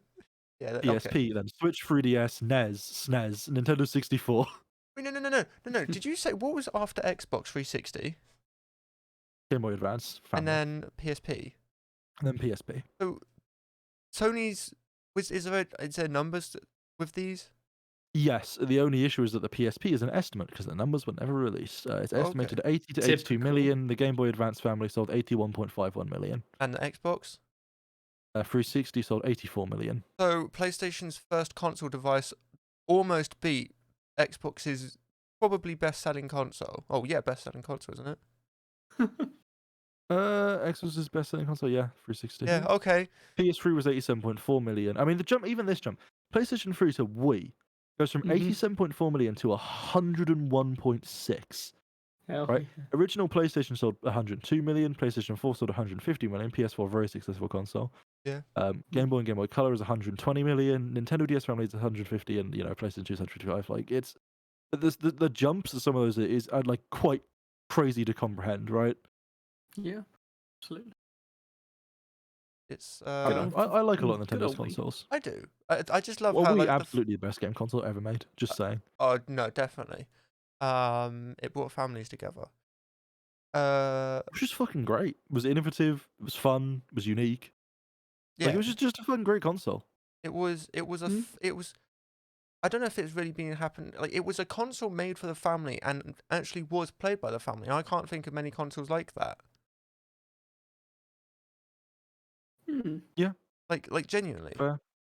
To be fair, I can't think of many consoles in recent generations, and that's going to make me sound older than I want to. that I would say I ever played with my family. Like PlayStation 3 and Xbox 360 onwards, I did not play with my family.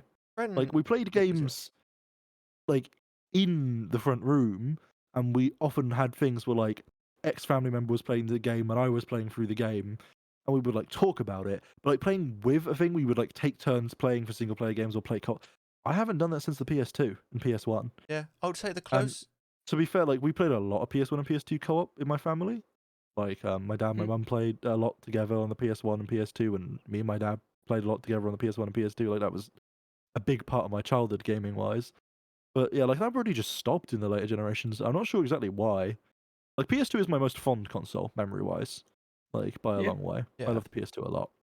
But I think the Wii wins out on like the actual edge of the actual quality if I had to like properly review them. I would say the closest we get into that now is VR games. I know it's not a console, but like that's one of those. It's one of those things where you can play it by yourself and with mates online, as much as you can play it and you at a house party. You know, in my opinion, it's one of those just fun experiences. Like a Wii, I guess. They playing Wii bowling for the first time. I obviously I know there's like the thing of like nostalgia glasses. Like games will always look better. Well, not but will look better generally in your mind than like if you were to load them up now and you'd be like, oh yeah, that look like shit. Apparently the Wii's resolution was 480. Yeah. Like I remember being at least 720. Like because that was the thing. Like you played on a proper TV, not like a little handheld or a small screen. I was like on a TV. That's mad. Yeah, no, it is. I think quite entertaining because I was looking at the 3DS family, right? Because I was talking about the most recent one on Wikipedia. So the latest DS is the 2DS XL, which has the physically larger screens on it. Okay. Right. I get an exact size of them. Aren't the resolutions like? No, but I can tell you that it's 16 centimeters by 8 centimeters by 20 centimeters. They use centimeters for screen size. Well, whatever. It's not screen size. It's the physical dimension. Oh, not the point. Yeah. Point is, it's a larger screen than the standard DS is, and the resolution of the top screen is a whopping 400 by 240. The resolution of the bottom screen is 320 by 240. And I'm like, holy fuck, man! They haven't upgraded the DS's screens How since did we the fucking original ones. Like, so they have, but you not by remember much. you remember the chat you would the local chat you could use. I always used it in the car on holiday, like going up to when you were going on holiday. Chat? Yeah, I would always use it like just messaging my sister next to me or just drawing random. Some random car of a lights. I know, but how did we even read the text on that small of a resolution? Like I'm actually going to load up a YouTube video in 480p now on my phone, and it's going to be unbearable for me. Let me find a proper video, not a. I do remember that 3D XL Payday 2 gameplay. 3D XL, you could count the pixels. One thing that's specifically special as well about like emulation, going back to tie this into what we were talking about earlier, is that when these consoles die off, the markets die off, you can't buy the games anymore anywhere, digitally or physically. One of the coolest things about emulation is that, for example, one of the biggest GameCube and Wii emulators can scale the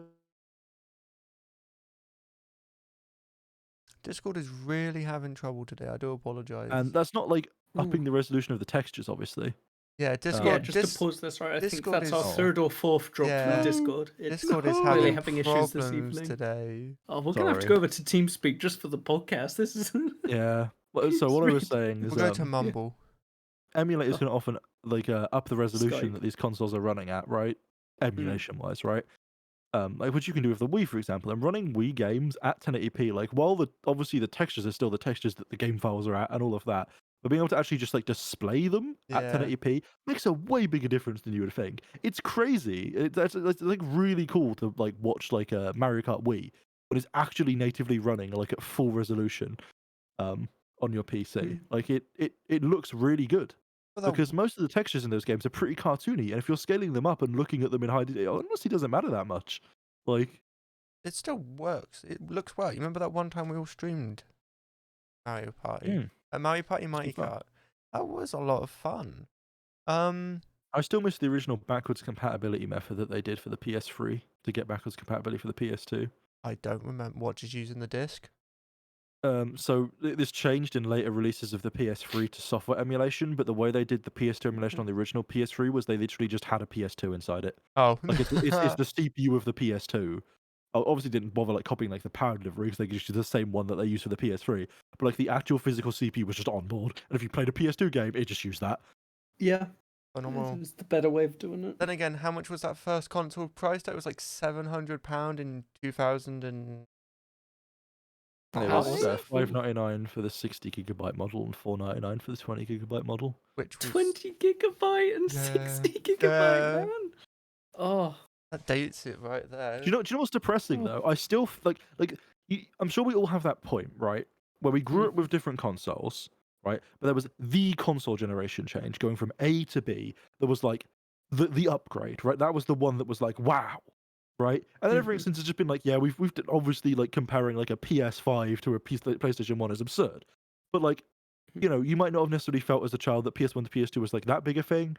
But for me, that was PlayStation 2 to PlayStation 2 to PlayStation 3, or original Xbox to Xbox 360. Not that I owned an original Xbox, right? I don't think anyone owned an original Xbox because who gave a shit about that console? I had one. Sister's boyfriend did. I That's had how I played I Halo. had Nemo on that on the original. What depresses me is to remember that the Xbox 360 came out in 2005 and the PlayStation 3 came out in 2006. Like, that just is absurd to me because I was probably playing the PlayStation 2.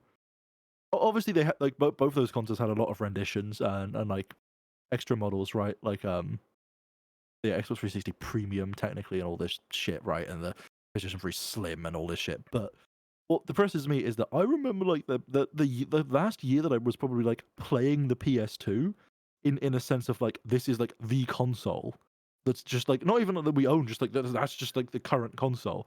It was probably like easily like maybe around 07, 08, and that's probably when we got a Wii, and the Wii came out in 06 as well. And it's like, holy shit, like I realized like how delayed we were on upgrading the console generations. Like the first PS3 I would have seen would have been at my friend's house, and I would have definitely been like 8 or 9 when I went over to his place. I still remember having my PS3 because I remember one of the early memories I have of it. I can't remember much beforehand, but I was allowed to play Modern Warfare 2 for the first time online with a mic.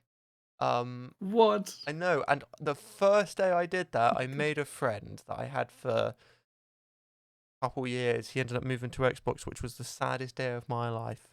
Because he was like the only friend I consistently played with, and this was back in the day, and I can't remember, like, I could never imagine a world like this today, but this was still when parties weren't a thing. So all chat to friends was always in a game lobby. Every time you would message someone saying, "Oh, you're gonna be on?" Yeah, and then you get into a game lobby, and then you're just talking in public consistently. Still amazes me people open mic today. Time. Yeah, but I remember, yeah, that was one of my early memories of. I do, yeah. Modern Warfare 2 was the first game I played online. No, it wasn't. It was a not Resident. It was a Resistance. It was a PlayStation exclusive. I remember playing online. I never I hardcore did not play online games until PC, which I actually think had a huge influence on my my gaming tastes. Missed out because like a lot of people I know that played on consoles played like COD, or like Halo or Battlefield, right? And they there was that sort of multiplayer sort of like culture that those games have similarities and differences between, obviously, but in general closer to like a lot of the stuff that I played. The only multiplayer experience that I played for like an extended period of time would have been Red Dead Redemption Online. And I would have played that on the 360. But again, that's like a very different style of game. It's like a few people in a server, and you occasionally run into each other. It was more akin to like an MMO than it was like a multiplayer game, right? Like you're not playing on like teams, like so I really never had a single like I am playing a team multiplayer game until PC. And even then I wouldn't have had that until like what would have been the first like team multiplayer game I played. Overwatch. Probably Counter-Strike Source. Okay. Ooh, okay. I just Like, yeah, it's weird. Like, it's such a weird thing to think about to me because just my entire gaming childhood, all the nostalgia I have around gaming. I know so many people that have nostalgia around like early COD lobbies and the friends they made, and the the excitement of getting on and being able to speak to people and ask how their day at school had been and play games with them. Like, I just had none of that. Like, everything was single player platformers.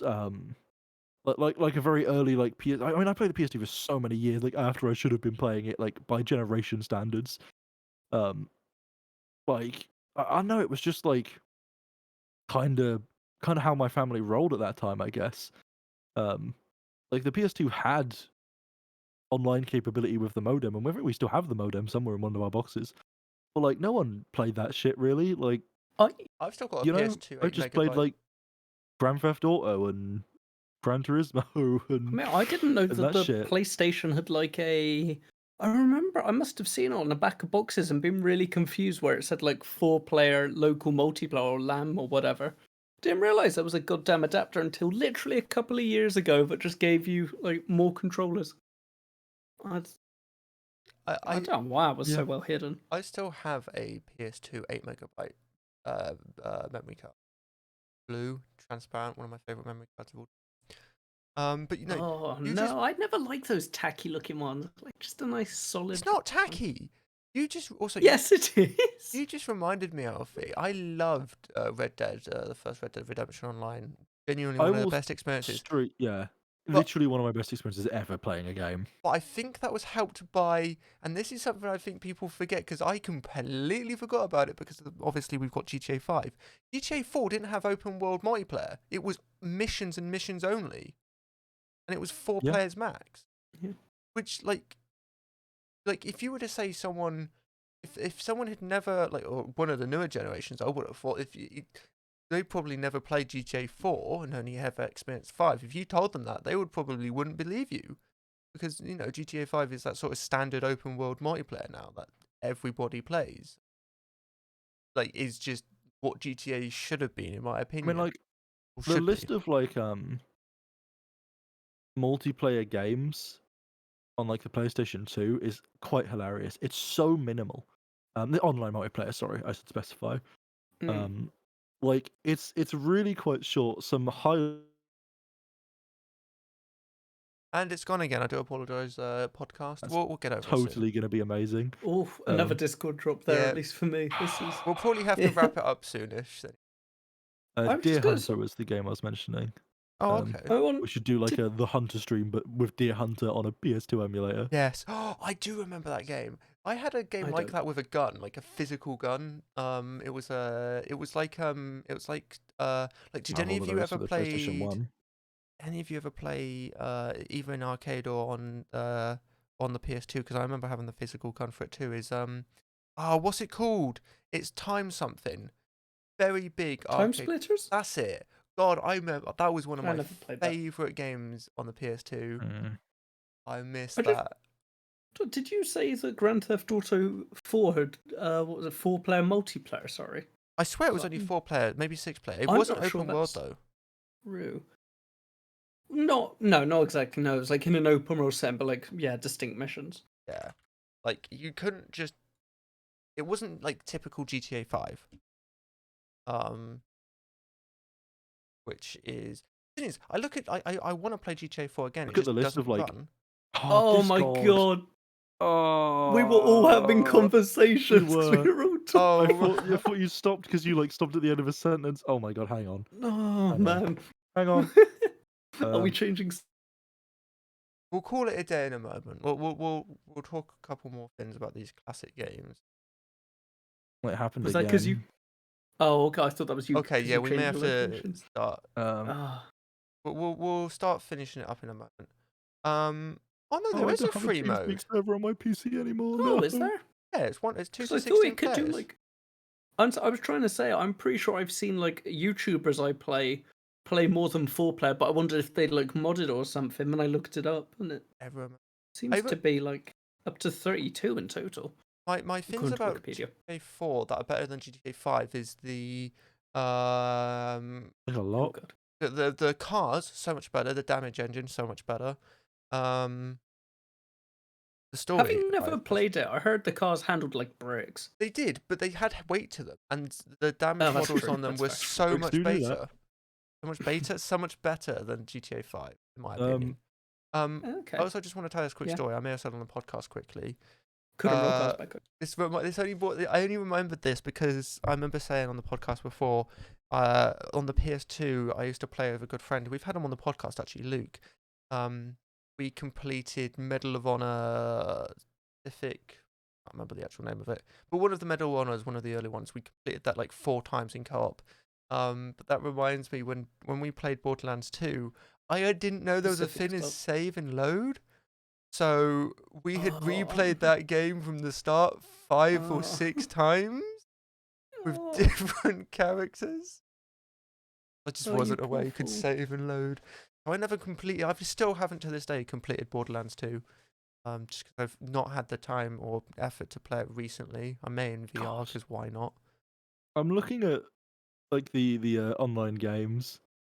The PS2. And my favorite thing is like many of them I like remember. I don't just remember playing them online, but I would recognize the game, right? Some of which are online in like a very awkward way, like original Call of Duty games and stuff, like the early ones. There's some like Colin McRae Rally 2005, which is only playable online in PAL for some reason. You got like your Final Fantasy games, FIFA games, that sort of stuff. Gross. You expect. You got Resident Evil Outbreak, which is a good game. Best game I've ever seen. And then my favorite part is there's just like 20 poker games. Just really? like because of course there are like. Of course you can just have like one poker. No, we're released like 20 multiplayer poker games. But my favorite is there's a fucking World Championship paintball game that has no Wikipedia article that was apparently multiplayer playable on the PlayStation 2. And I want to fucking play this game. It sounds we're gonna amazing. have to YouTube gameplay and see what we can pull That sounds like so entertaining to me. You know what? I think the last thing to end this podcast on is the story, and this only came up because you're talking about the sales numbers for the consoles. I was gonna say jokingly, were the PS2 ones inflated because someone in the Middle East was trying to make a supercomputer out of PS2s? If I'm not wrong. What? I don't know if it was PS2 or PS3s. I do vaguely have heard the thing that you're talking about, but I have no idea. This sounds like such a playground story, and I've never heard of it, but I love it. I need to look this up. Yeah. I should note that like from the list of things that I was reading from, like a lot of the sales of consoles were like commonly sold in like bundles where like you'd get like them with a game, which I guess like is arguably important because it's important. I feel like when you can get like a console and a game, it more interests someone in buying the console outright, right? Because they know that they can just like take it home and immediately play something.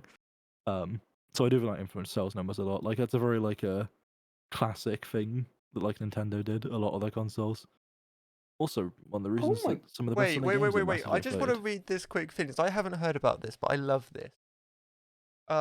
This is kind of going on to what I was talking about, so I'm just reading an article. But Japan had. This is talking about how Japan had suspicion about a foreign civilian technology being used for military use. Because they found a North Korean submarine which had sunk in 1998. Apparently, it was found running a number of Japanese-made communications and radar devices, which could have been PS2 or made from PS2 components. So I just looked up the most sold consoles by region, and I can confirm supercomputers. I just wanted to that the Middle East most sold console was the PlayStation 2. Really? Mm-hmm. I wonder if that's 5.2 million units. I wonder if that's to do with anything, like genuinely. I'm finding like the US quite famously apparently had like it's the PlayStation 3, but there are different PlayStation clusters. But apparently US Air Force had like 1,760 PlayStation 3s to build a supercomputer. Which what the hell? wait, Well, at the time was the 33rd most powerful computer on the in the world. Wasn't it partly because like we didn't have like the fab capacity that we do now, like going like tying everything back in together because we're good at this, but like they were just being used to produce consoles, so it made sense to just buy up the consoles and then use them. Oh, here we go. Here's what I heard. So, okay, this probably isn't confirmed. I don't know if there is any confirmed things about it, but the right-wing blog WorldNet Daily fanned the flames when it reported that Iraq violated the ban in December 2000, bringing in approximately 4,000 PS2 units. They had claimed that Saddam Hussein intended to connect them together to pilot unmanned drones and perform nuclear test simulations. That's what I remember hearing. I didn't want to say the name just in case I was wrong, but that's what I heard. Man. But I just love that idea. Just like, just buy a shit ton of PlayStations, connect them together. There you go. You got a supercomputer. Oh man, yeah. It seems like, from what I can see, it seems like there might be truth in like, potential. Actually, that might not even be true. Doesn't matter. I'm just gonna shut my mouth. I was gonna say it was possible that they did buy or like somehow get the PS2s, but there was no confirmation on the supercomputer bit. Okay. But then I couldn't find confirmation on them getting the PS2, so I don't want to like say for sure. But it shows that there was that application though, like potentially. Oh, apparently I found an Sony. interesting discrepancy in the regional data for console sales. Oh, I just wanted to say before you say that, apparently Sony applied a blacklist to sell the PS2 at the time, or consoles, the PS2, to Libya, Iraq, Iran, and North Korea. Yeah. I don't imagine the North Korean one's been lifted, but I doubt any of them have, to be completely honest. Yeah. Anyway, it's complicated. Just note the PS2 isn't sold anymore, so That's true. But the thing is, immediate issues with that logic. The funny honest, it was sold until what, 2014? For future consoles as well. All right. Around that, yeah. That lasted a hell of a long time when it comes to construction. Like, they were still building that. Maybe Hussein got them all off eBay. Yeah, so an interesting thing. If you look at the United States, the top selling consoles in order: DS, PS2, Wii, PlayStation, 3DS, SNES. For Europe, this is the whole of Europe: PS2, Game Boy, Wii, PlayStation, DS, 3DS, Game Boy Advance, Switch. That is very Nintendo and Sony heavy, which is honestly impressive to me, considering like how I feel like I know a lot of people that like grew up on Xbox in the UK specifically. But at the same time, I'm glad. Like I'm like I don't like Xboxes that much personally. Not that I like PS3 or PS4 or PS5 either personally, but I like Sony's early consoles a lot. I like Nintendo's early consoles a lot. So this was the thing I find quite funny, because it's kind of ironic that, in my opinion, I think the reason the Xbox was so heard of and well-rounded is because it had one Halo and Call of Duty. So it was in this circle of multiplayer games, like you mentioned earlier, where it was like a very set amount of people playing these games constantly, day in, day out, talking to their mates about it. And I just find that ironic because it was the only console at the time that you had to pay to go online, which I want to add, they've only just recently lifted the need to pay to play online games that which are free to play. For example, Warzone, War Thunder, or any free to play game, which I just find. That really shocked me that you had to have Xbox Live to play free-to-play games and be in a party. This isn't a funny thing. As someone that just mentioned, I grew up not playing online games. I grew apart from like one or two. I grew up on early consoles more than I did the technical consoles that had way more online stuff anyway that were released at the time, and all of that stuff. Very used to single player and local co-op in my childhood. I genuinely did not know until like a year ago that it would become standard you had to pay to play online on consoles. It blew my fucking mind. Like it completely shattered everything that I'd ever thought about the point of a console to me was less maintenance, buy thing, play games, and not buy thing, pay 2 subscription fees, also sometimes play games.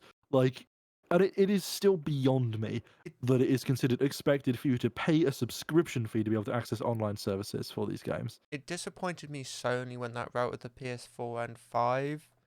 Because that was one of the best things about the PS3 is the fact that you could play any game you wanted online at any time for free. You do whatever you want. Admittedly, didn't have the party system that the Xbox had, and we wouldn't have got that until the PS4. But I still had a shit ton amount of fun playing free. If I saw someone on an Xbox at that point in time, I would go, I don't care. You can talk in a party. You have to pay 60 quid a year to play with your mates and talk to your mates. Yeah. I don't have to pay a single penny. And there was actually a MOBA shooter that I used to play called Mag, which was the first of its kind. If I'm not wrong, it's basically, I think there was 100-player servers on it, which, don't forget, this is 2010, 2012 we're talking. So that's not heard of, first-person shooter. And that was hella underrated. I loved that game.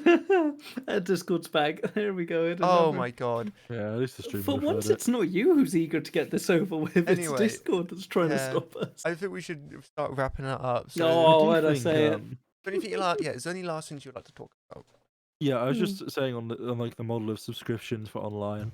Part of that is probably like the move towards selling consoles at a loss and making profits on the games, right? It makes sense. It's a very stable income to have like a subscription that a good portion of your user base is paying.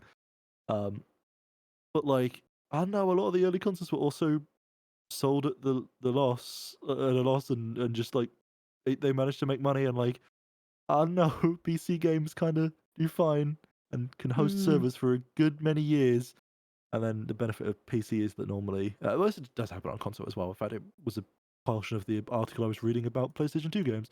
Normally, people end up creating like their own dedicated servers or ways of playing these multiplayer systems, for a third-party service. So, yeah, just fuck that part of consoles. Honestly, that just really sucks. Yeah, it really is awful. Yeah, and fuck Xbox for how long they suffer. What about yourself, Si Phelan? Yes. I didn't know if you wanted. I thought you wanted to say something. No, okay. nothing shot to mind. I would like to promote twitch.tv/tacticaltv, of course. But... getting there before I even say it. And what about yourself, Alfie? Thought Discord went down again. Yep, me too. You can't pause. It just caught me off guard a second. I don't fucking know. Wow. Support indie devs, donate money to charity. Okay, there we go. Good to play these games online. We will find an itchy day. I've got too many. PlayStation 2 is the best console. It is. I've got too many tabs open. It's making me sick. No, thank you very much, you two. It's been wonderful. It's something. Definitely been something. Yeah, It still just blows my mind how good the fucking PlayStation Eye was in comparison to bloody the Kinect. I mean, come on, Sony just absolutely decimated it. Like, you should end the podcast at this point. I mean, it's just fucking. I think it was awesome, bro. Trying to remember, was the Tiger game Kinect or PlayStation? I want to say Kinect. Okay. Because I remember that being like the worst game of that group. There was one game on the Xbox that I absolutely adored, and I just want to say this for the people watching this online because I've ended the stream. There was a Banjo-Kazooie game on the Xbox 360 where you had to make vehicles, and that was the most fun I'd ever had on the Xbox. But it was one of the worst Banjo-Kazooie selling games ever because obviously it went away from Banjo-Kazooie and Banjo-Kazooie. Anyway, thank you very much everybody for watching, and we'll see you in the next podcast. Ta-ra. Oh. Ta-ra.